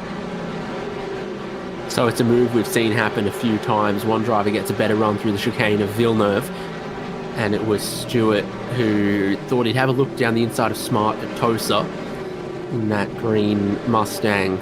And there definitely was a bit of tyre lock-up, Smart on the inside, and then a bit of contact. You don't need to see it to, with that factual description, perhaps make some judgments. So, I just keep hearing in the back of my headset the alarm and the pit lane entry continuing to go off, so drivers through the lane. Jason Fewens has already made his second stop, yes? Yeah, but he's in again. Is he? Yeah, I'm not seeing a black flag either. Well, I thought he had made his second stop, but maybe not. Maybe there was an issue, and now Christian Smart's going to have a go on the run to the turn number 1 back at Matt McDan. Absolutely, Jason Fewens' third time in pit lane. He might have made an error at the second stop. I'm wondering if we can get a look at his Zoom feed at the moment, whether or not this might have been an emergency. He might have had to jump out of the rig. No, back down on the ground and rolling. Okay, never mind. So something was wrong there.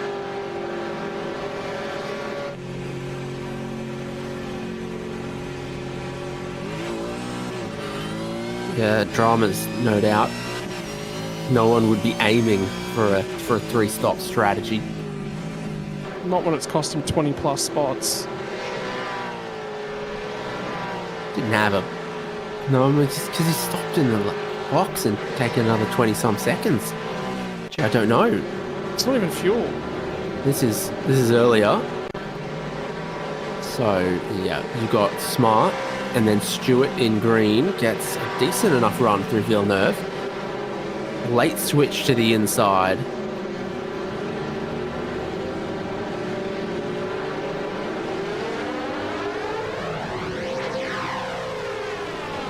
And unfortunately runs him out of the road. That's probably going to be a penalty of some description. And then here at Piratella, Chad Lewis to the inside. No, just runs it wide on his own. It's Christian Smart still trying to recover.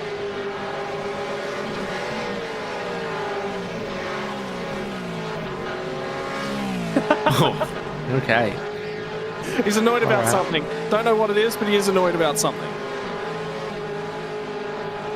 That's not his usual line to Variante Alta there as well, so I think he might be having some kind of problems, and maybe he could fix them. And he's not, even having stopped a third time, he's not driving normally right now. Well, it's not damage, because there's a fast repair available to him, and there wasn't a meatball, so, and he hasn't, the car's looked relatively clean all night long, so, yeah, I agree with you. I reckon it's going to be sim-related, potentially. Taliantich and Whiting pit on the same lap, so I don't think Whiting will get counted as scoring a lap out of that unless boxes are further apart than I think. Well, they were closer on timing than I think, because they're not. Scott Gamble goes back to the lead with Taliantich having stopped. Michael Whiting will get back on circuit with John Latham up into third. Michael Stewart picks up a points penalty, which is what we're expecting. It's a lighter slap on the wrist than a time penalty or a pit lane penalty. It's just one way that they can. The stewards have got the option to do a few different things. Dave Kirby didn't get the greatest drive off the final corner. But I think it was Jamie McKnight in front of him who then pulled to the lane anyway, or maybe it was Gary Buckland. Whoever it was, they pulled in at Buckland. So it wasn't really a battle that Kirby was trying to involve himself in too much. And it's the same deal for Caparonis in front, has only made one stop. Kirby's made two. So Caparonis under no need to get out of the way for him. But there's way more tyre grip for Kirby right now on 4-lap old tyres versus 18 for Caparonis. I was going to say, Jim Caparonis surely can't go much longer on this fuel tank. You can just see the rear end of that car sliding around all over the place as they run out of tow. So what it is doing, though, for Dave Kirby is if he can't get this pass done soon, he's going to get backed up into Travis Hunt. Something's just happened to Chris Miller, and I think he's slow on the start-finish straight. No, Chris Miller's, my apologies, on the run down to Perrotella at the moment. Ken Latta trying to get to his inside.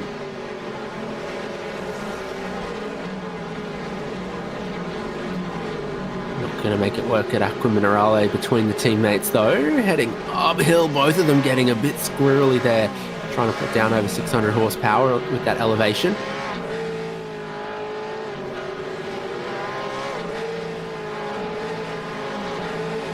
On through Variante Alta at the top of the hill, and there's a car around. We've got a car around in Aqua Minerale at this point in time, and I'm not seeing the car move. It might be starting to roll right now as Chris Miller pinches a brake on the run down in there. Stewie Hall.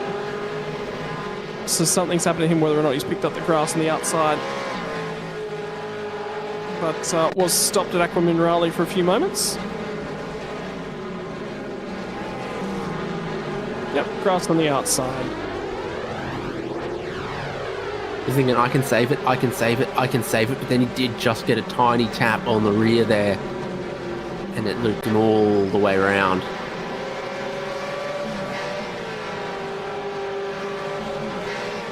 You've had the second stop from everyone now that Jim Caparonis is in the lane. So it opens it up. And we're racing to the end with Scott Gamble 1.2 seconds ahead of Taljancic, who'll have a bit of tyre advantage in this back stint. So Taljancic ran longer through the middle of the race. Gamble and Taljancic stopped on the same lap at the end of the first stint. And this just gives Taljancic slightly fresher tyres now to try and attack if he can. We've seen Scott Gamble, while his pace is very good and his consistency is good, it's not flawless because he did have a lock-up once. And if you can get close enough and you can put some pressure on, maybe it can happen again. I reckon Taljancic's been saving this entire time too, because he's just ran a lap time that is 9,000ths of a second slower than Scott Gamble, and he didn't have that pace earlier on. He took a fair chunk of time out of Gamble on the most recent lap as well, 0.4 of a second. He's just over a second back, so still on between those guys. And Tim Nicol was in fourth spot. I believe he's just lost it to Michael Whiting. But either way, Philippeki's performance driver. Best run of the season thus far, best qualifying effort of the season thus far. And he pulled away from the grid nice and cleanly, unlike Matt van der Krank.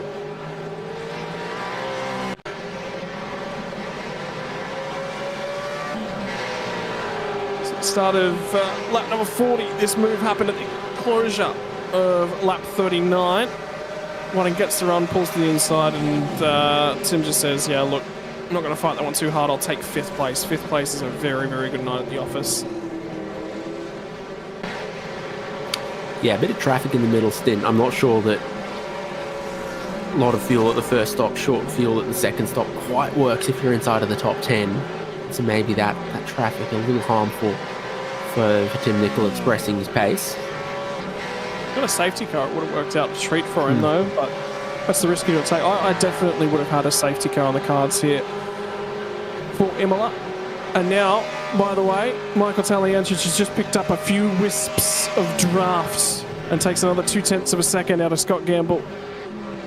on the current lap. So for a battle that we thought was just going to slide away, probably peter out and nothing doing at the tail end of the race, that little bit of traffic.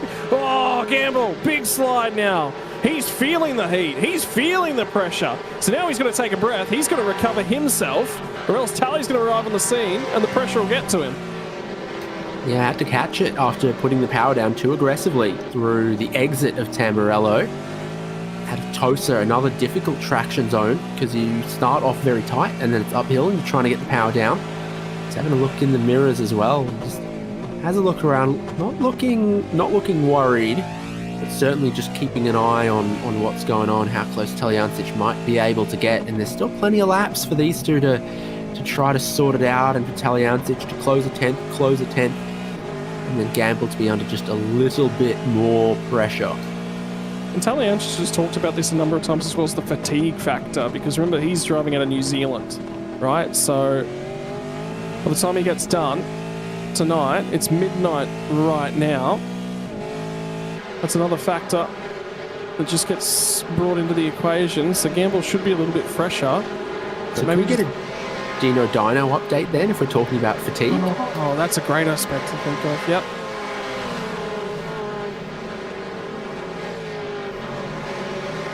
He's running in 18th at the moment. We're up to past 1,000 calories, but we're no longer on the limiter. Comes down a few breaths. His heart rate's dropped about 10 beats a minute since the last time we checked in with him, because he was up over 100 before. So he's obviously settled down from wherever he was. Do they have a heart rate monitor on those target shooters at the Olympics? Because I reckon some of them must be like 20. How about the Turkish guy that didn't even wear hearing protection glasses? Chris Miller is doing a couple of donuts there at Variante Alta.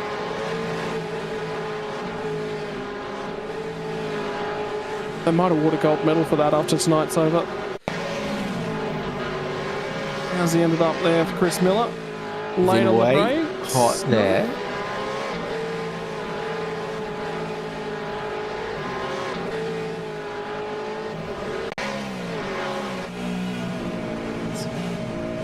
Closing in on Mark Poynton. Bounces over the first curve and the second one and just nudges Poynton at the same time. Unsettles the suspension, and it was one donut. There's a second one, believe me. I wonder if that's not him hitting the incident limit as well. Stephen Kennedy has a black flag. So that'll be incident point limit. As well, so we might be getting there.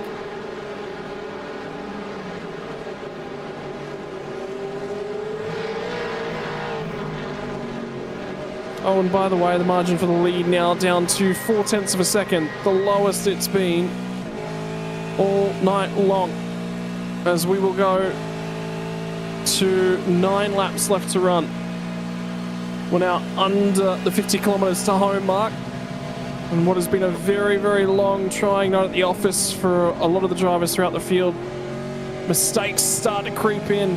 Is there a little bit of cramp? Have you started to push yourself, stretch yourself just a little bit too far? How's the tyres feeling? How's the hands? Give them a stretch when you get the opportunity on the straight, and, well, there's not a lot of it around here.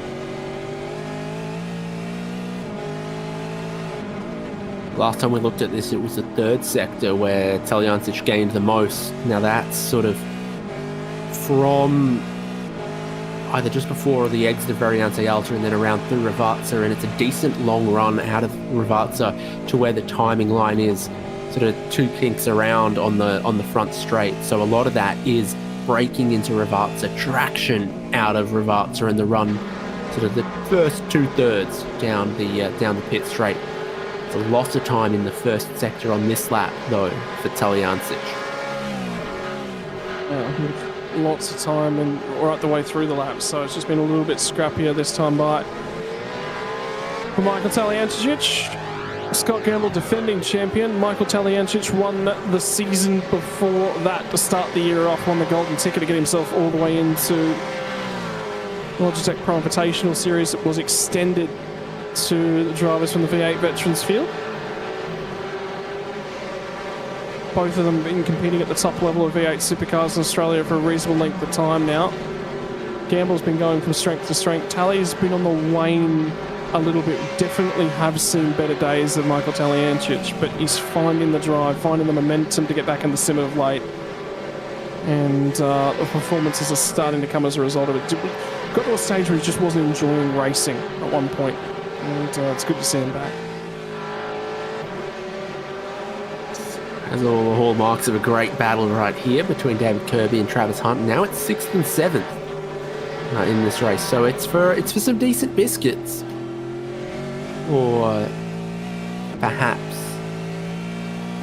pasta with Parmigiano Reggiano. Surely they've earned the zinger box by now. You've got to give it to him at this point. The Dino Dynast, as he has. Not that you would, but Dino's Dino is almost up to the number of calories in 8 bottles of Corona.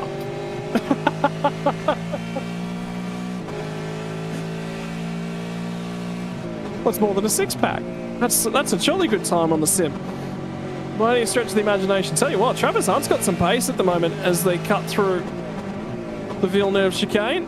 Forces the cover from Dave Kirby when they get down to Tosa. Can't do anything with the drive out the other side. Run into Piratella. Extremely difficult to get a move down the crest of the hill here. Is he going to look for it? Forces Kirby to just cover the middle of the road. And you can just see David Kirby's driving a little bit narrow. Now gets a wrap on the rear end. Aquaman Raleigh, you have to be alongside at the entry to Aquaman Raleigh, and even then, you probably just back out anyway. Now, not a big tyre difference here. They pitted 1 lap apart, but they're both using them all, and the face from Travis Hunt says it all. Looks like he had a couple too many lemons with the Corona there with that face. And he was right there, and I was thinking when they get to the start-finish line, if it stays this way, might be a change of position when they get down to turn number 1. It's one of the closest battles in the field at this point in time. And look at how good Travis is under brakes at the moment. Kirby's struggling to get that car arrested. He's good drive from the middle of the corner and off. You can just see Travis, that's where Travis is weak. Good under brakes. And who's going to have the advantage when we go 7 more laps left to run? There's 2 drivers who love an early stop, love a little bit of an undercut. Dan Hall and Ken Latta. They're now 9th and 10th. 29 spots gained in this one from Ken Latta into the top 10. Could be 30 before we're done. 7 laps to go for the leaders, who are a little over halfway around this lap. And Chad Lewis, Matt Vanderkran, who started 3rd on the grid, lit him up, and then really that put him in a tough spot as he lost positions. Hurt those tyres, and on a little bit of a back foot from there. It's 15th. And Jeff Thomas 16th behind him. A couple more black flags, by the way. I've just jumped over to have a look at them for incident point limits. Craig Friend and Stephen Kennedy. So 250 kilometres with 17 incident points to work with. Not a lot in the grand scheme of things.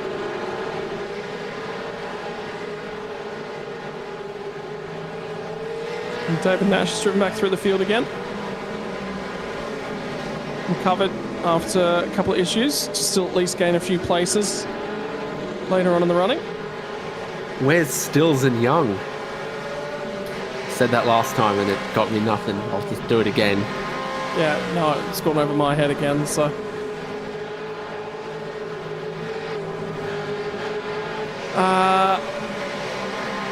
As we continue to sort of pick our way back through the field, this is the battle now for 29th, deeper in the field. As Darren Goosey leads, Paul Burns from Gary Buckman, Shane Randall, Scott McCune, and Jason Fewens is actually going to come back to these guys. Yeah, he did have a little bit of fun, but he didn't look like he was having a whole lot of fun when we looked at him earlier. He was definitely very frustrated, big sideways, putting the power down to the Mustang in the back of shot. Behind Luke Grundle, so it might have been Paul Warwick and no, side by side with McKnight. Neither of them getting great traction out of Ravazza. And Grundle just wasn't happy. Something went on there as well. He's just called through to race control to have a look at. So something for those guys to debate. And then this battle pack back here has got Craig Friend and Fewens tagging onto the rear end of it. At a rate of knots as Darren Goosey leads the way. Kirby and Hunt will probably go all the way down to the checkered flag the way they were battling earlier. With them running right up against the limit, getting it sideways in times.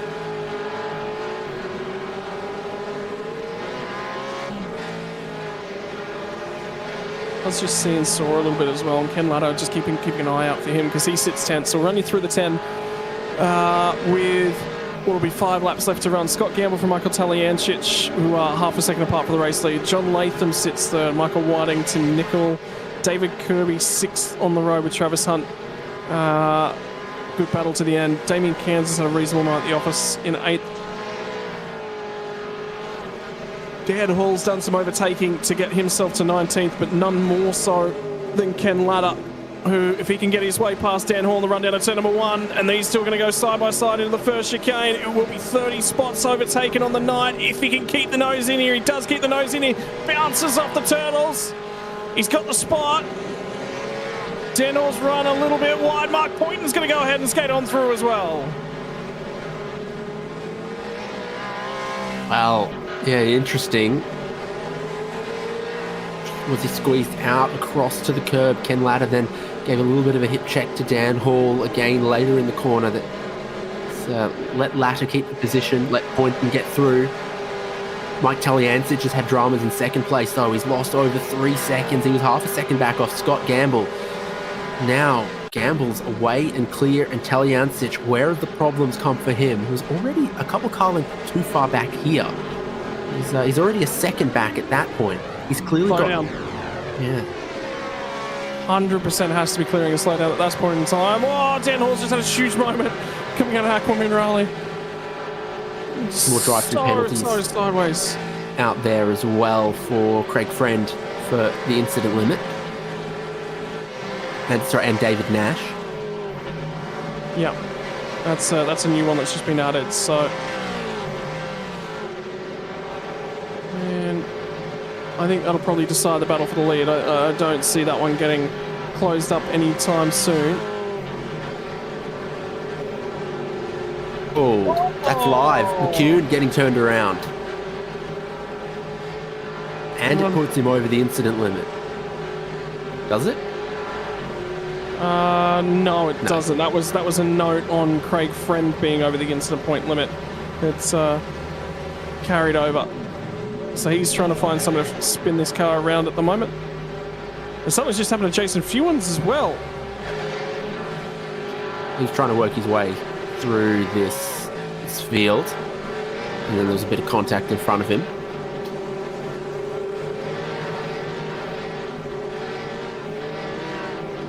Close to going the lap down to race leader Scott Gamble.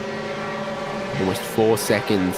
Taliancic, she had that opportunity, but it was he who crumbled at the time of judgment. And the difficulty now, think about it from Scott Gamble's perspective yet again, is that remember traffic sort of caused him a few dramas at the tail end of the second stint. Well, he's going to run on traffic. He's going to have 3 laps left to run this time by. And there's going to be a heap of traffic on the road just in front of him. In the meantime, this isn't traffic. This is just racing between Travis Hunt and Dave Kirby. And they're still going at it. Look at how much deeper under brakes that Travis Hunt can get into. First Ravazza.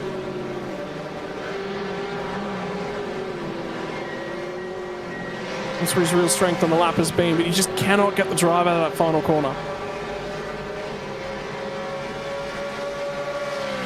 And Scott McCune picks up an incident point penalty, a drive-through penalty as a result of that incident we just saw as well.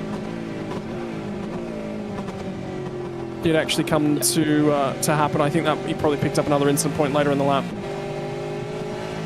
Oh, here we go.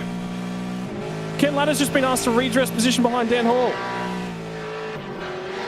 Yeah, and Mark Poynton's in between, so Ladder will have to let both of them go. He's only going to have a short time to do this, and he needs to do it as soon as possible. And the reason to do it sooner, more opportunity to get the job done. So he has pulled over, just about gets the job done there. So that's Dan Hall that skated back through. Now Poynton's ahead of them both. Ladder went off and he's got a drive through. Oh no! He went off just then on the exit of Villeneuve chicane as he went to the driver's left-hand side. So it's going to cost him a lot more than just redressing that, because there's a black flag with his name on it. Well, he driven through, he gained 30 spots. Oh, that's tough. That is really, really tough to bear. And it's been a difficult season for Ken Ladder, and he's going to go off again. So it just gets worse, and it just gets worse, and it just works. And Craig Friend has just been DQ'd for not serving the iRacing black flag. So no result will be registered against Craig Friend's name at the end of things. Well, that storming drive through the field that was at one point 30 positions gained is going to come undone for Ken Ladder. Where do we look for our driver of the day? Is it going to be Dan Hall, maybe? Who'll finish inside the top 10? Well, he won't finish inside the top 10. It's a tough ask. I mean, yeah. A couple of your favourites have dropped out. And you said that 17 incidents was going to be tough here for this race distance at Imola, more so than at Interlagos or some other tracks. And you've been proven absolutely correct, both because of how much close racing we've seen, but also just launching it across some of these curbs, some of these places you can run a little bit wide and get an incident point, and across 52 laps to only get 17 of them before a penalty is a tough ask. And a few drivers now, easily 5-6 of them, have been over that incident limit. And Paul Warwick now steps up to take most positions gained from the rear end of the field, has driven reasonably well through, which is good. That's one of the better drives, I think, from Paul Warwick. It's not been easy either. He's had to scrap and earn every single one of them. And there's still a few more drivers on the road just in front of him. I'll tell you what, if he cracks the top 20, I'm happy with that as a result. Scott Gamble, though, has now picked up the white flag and is on the run to home. So after 250 kilometres, currently sits with a margin of 3 seconds. Looks like he's just about got this one decided. Travis Hunt and Dave Kirby still haven't resolved their squabble. They're still within half a second or so of each other, and will be, you get the feeling, all the way down to the flag. These two start the final lap just 2.5 tenths apart, and Travis Hunt's been looking for an opportunity, sniffing around. Kirby's been too consistent. Still got to hold on to that for one more lap. In that leap over the curb there doesn't look good for the tyres, with a bit of a slide to follow for Travis Hunt. But final lap, don't need to look after the tyres no more. And he's made so much ground under brakes. Now we run a little bit wide, picks up a slow down penalty, unfortunately, for too much curb at the Villeneuve chicane. So that will handle that one. It's 6 seconds back to the next car on track though. So all decided, just serve that slow down penalty, Trav. Just serve it.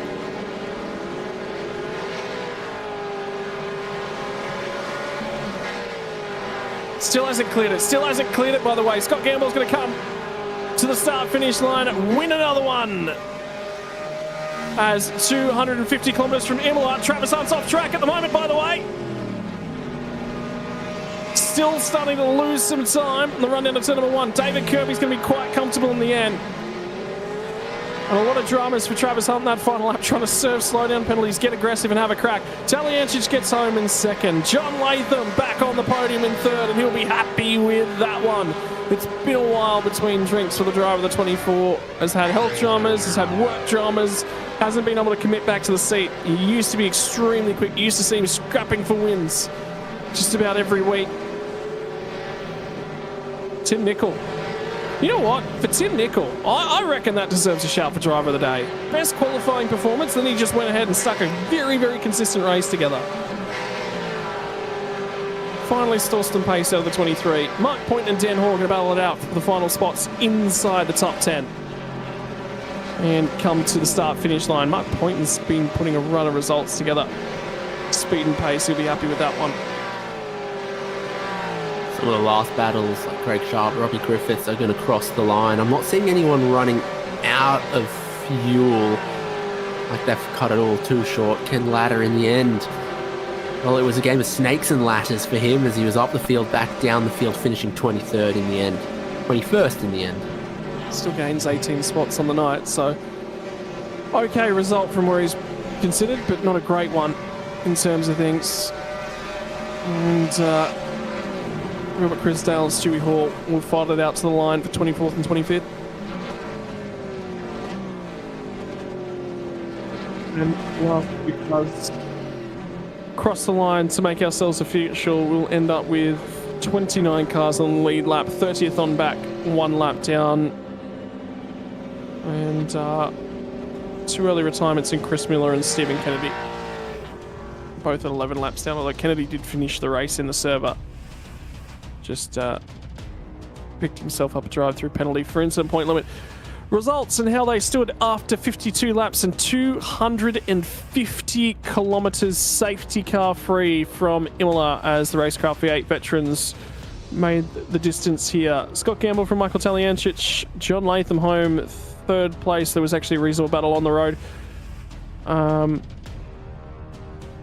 And for the win, Michael Whiting gets home in 4th. Tim Nicol home in 5th. He'll be very, very happy with that one for the Quantum Peckies Racing outfit.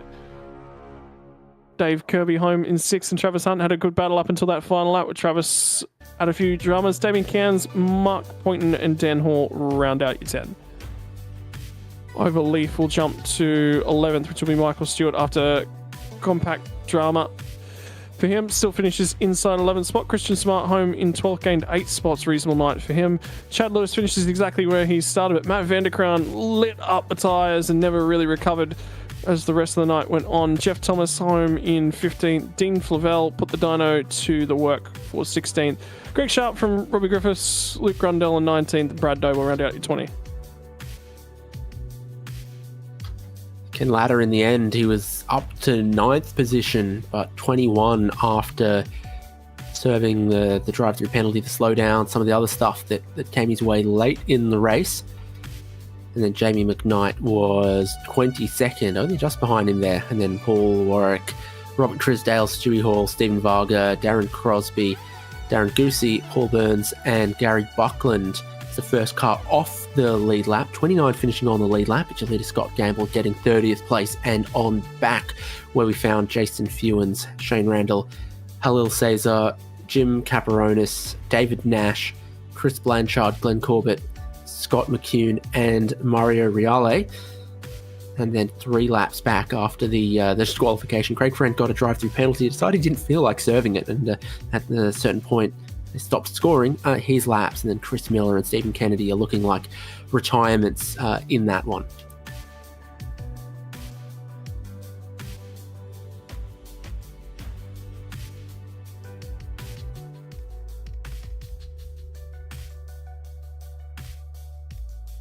We're going to start from the bottom end of the field and work our way up. Actually, we've only got Michael Taliancic available to us at the moment. John Latham not on standby. So we'll start with 2nd place and take 1 step forward. It's been a little bit of a time between drinks. Tally's not been here the last couple of weeks, but Imola's a happy hunting ground for that number 21.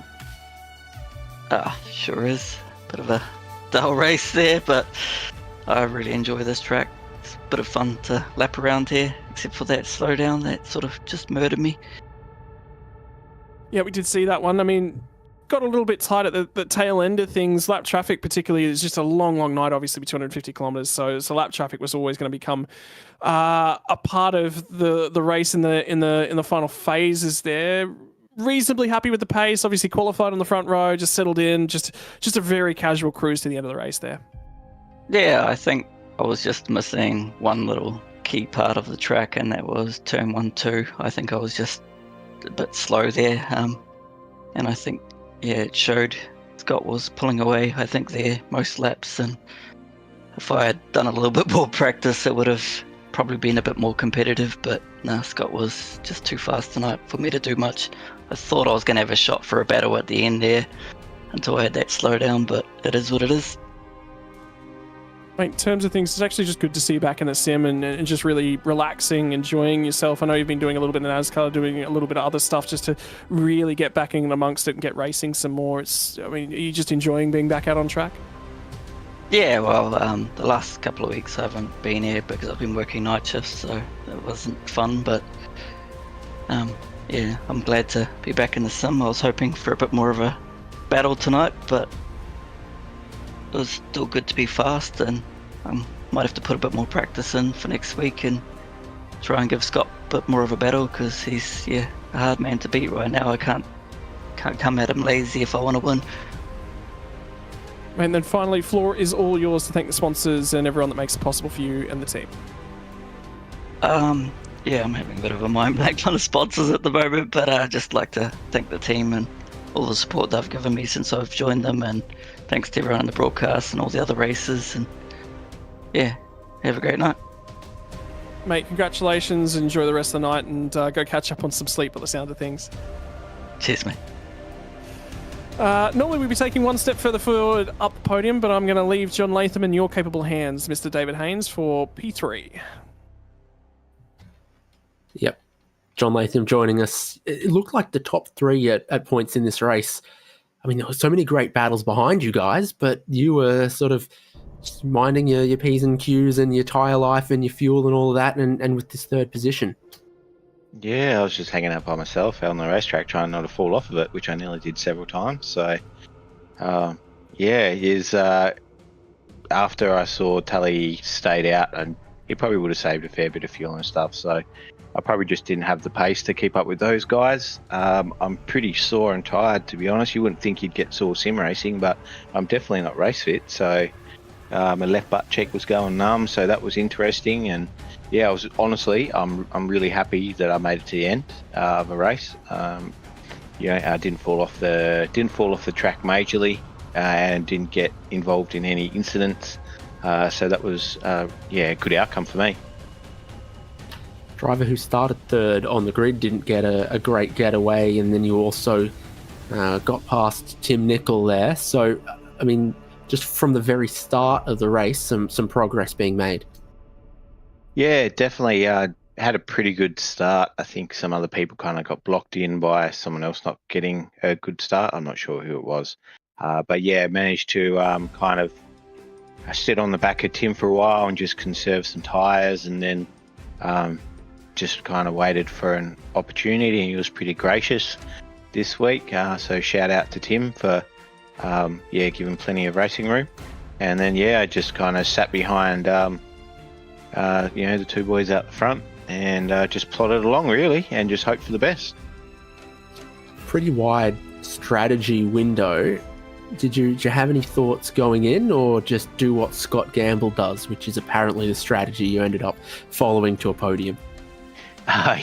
Yeah, pretty much. I came in with no strategy, so that pretty much was my strategy. Was pit when basically the leaders were pitting. Kind of try put in. I figured we'd probably pit split 50-50 within your fuel window.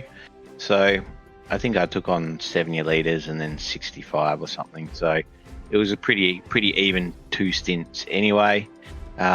Didn't really have to do any fuel saving. I kind of tickled my my fuel burn up a little bit, so I didn't have any troubles with that. And because I was pretty close at Monza, especially after lighting up the tyres in the last couple of laps. I kind of would have just made it. So this week I was like, I'll make sure I definitely make it this week. So happy that it all came together, and although it wasn't an exciting or eventful race for myself, it was still great to get on the podium. First time this season after what's been some shocking races. So it's good to come have a chat to you guys. Yeah, delight. Congratulations. A difficult track, some of these curbs, braking zones, all of that. You might not come away unscathed yourself, but you come away with a podium. Congrats. Yeah, thank you very much. And we'll take one step further forward, 2 steps further forward up the podium. We're going to have a quick chat to tonight's race winner, who is absolutely making a habit of this. That looked like it was set it on pole, get a good start, get down to the first corner, and just sort of set back into cruise mode. Pulled a nice early margin there, Mr. Scotty Gamble. But 250 kilometres, gee, she's a long one, and there was a few mistakes, a few bits of traffic along the way as well. Yeah, how you going, Scotty? Angie and Dan. Yeah, bloody oath. It was a long one, and you'd sort of switch off a little bit at times, and it caught me out there a couple of times, and that's why I ended up hitting, was just went into the sand and caught me out. But I mean, we're doing well. Tully was pushing. He was coming on strong, especially from the middle stint onwards as the tyres wore off. He sort of seemed to get stronger. But yeah, I mean, it was a long race, like you said. Challenging race as well, because you've got to be very, very accurate with all those curbs. Even jumping back down off the curb, particularly at Aqua Minerale, you've got to make sure you're in the right position. Talk us through the mental load of that, because you said there was mistakes in the braking, but it's everything around here. Every corner on this track's got something that grabs you. The benefit is, unlike Bathurst, there's no wall just right there. Yeah, you're right.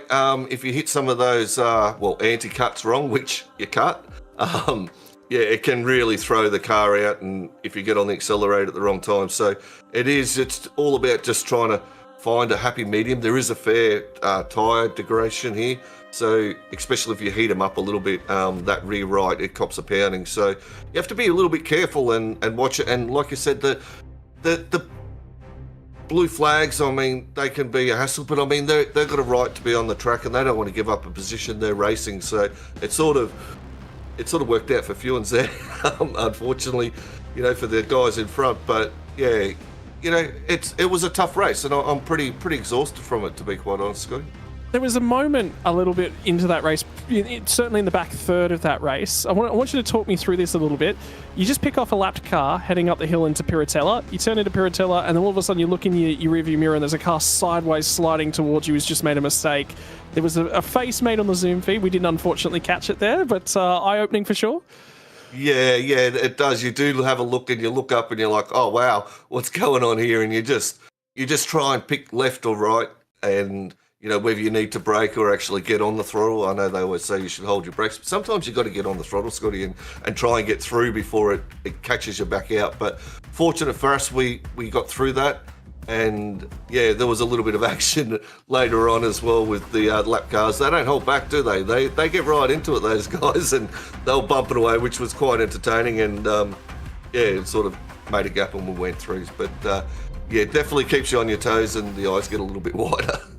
Mate, next week, you thought tonight was long. Next week is 300 kilometres in duration as we head to Spa. There's 3 more rounds to round this one out. Confidence level heading into a very, very long night at Spa. Yeah, look, Spa is a great track on the V8s. It's a tough track, especially with off tracks. Even this track here was tough with off tracks. You had to really watch them. But yeah, Spa's another one that can really catch you out. It's another drafting track. We've been to a lot of them. These long races, I much prefer like the 150s or maybe max 200s, Scotty. Like that's where I'm at now. But another long race, and we'll just go there, do the best we can, and put a little bit of practice in. We've got a busy week, Pro Series Wednesday night, so there's a fair bit on. So we'll just get in and do the best we can. Mate, finally, floor is all yours to thank the sponsors to make it possible for you. Yeah, I'd like to say thanks to the sponsors of V8 Veterans. Really appreciate those guys and girls, and that, getting on board with their businesses, and I'm sure all the teams in V8 Veterans support them, get behind them, and that. So big shout out to them. Thank you very much for what they contribute to the league. To the sponsors over at 9.5, thank you very much. They're the guys that make it happen in RaceKraft, Turn-In Apparel, RSW Graphics, Racing Ears, and Prestige Cinematography. Thank you to you guys over at SimSpeed TV. Do a great broadcast. Looking forward to watching that. And I think you got Scops on this weekend as well. So it's a busy week for you guys, and really appreciate the time, effort you guys put in. To Michael, well done, Michael. Good to see him actually qualify. Came in, had a good race. I knew he was going to be strong at this track. I've raced him a few times here, and he's always fast. So good race by him. And to John, couldn't set a lad in practice, but come quali, he nailed it, and he was super fast, and his confidence gained as the race went on. So well done.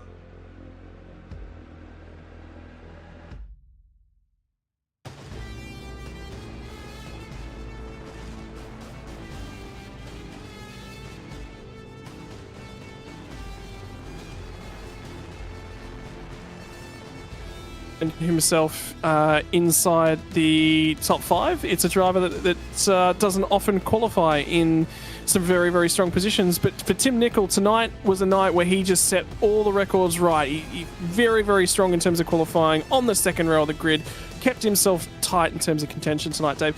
And when you're a driver that doesn't often find yourself up the pointy end of things, when you have a consistent night like this, it's confidence, but he just drove so cleanly. The decision-making was so key from him as well.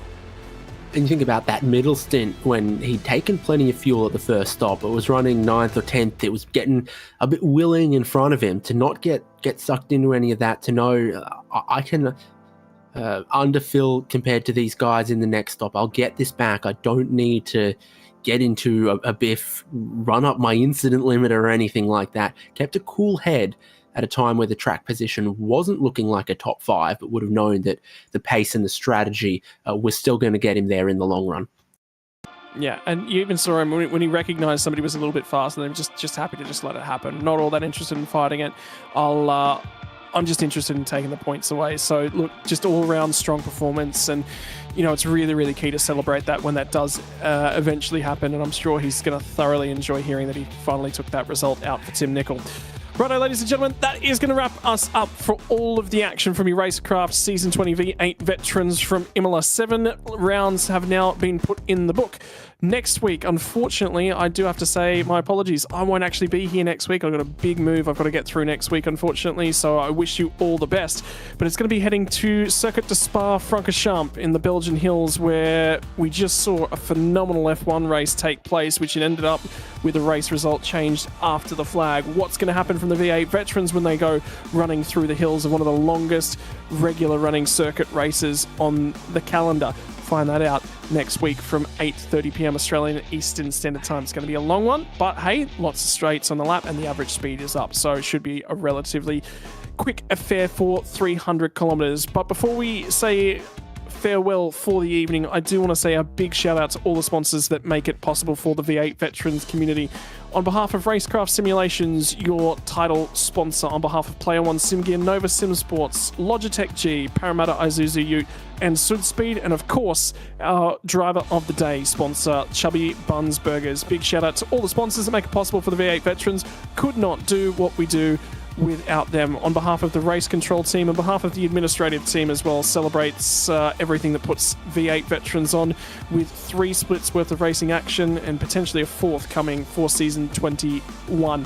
Ladies and gentlemen, it's bye for now, not forever. We'll see you again next week when we go racing for the V8 Veterans. Racing isn't easy, but experiencing it is. iRacing puts you in the driver's seat with the industry's leading sim racing game. Drive on laser scan replicas of the greatest racing circuits from around the world. Go head-to-head against other drivers chosen by skill-based matchmaking to ensure competitive racing at every level.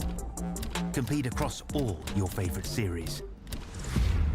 In officially licensed cars, engineered to deliver the most accurate driving experience possible.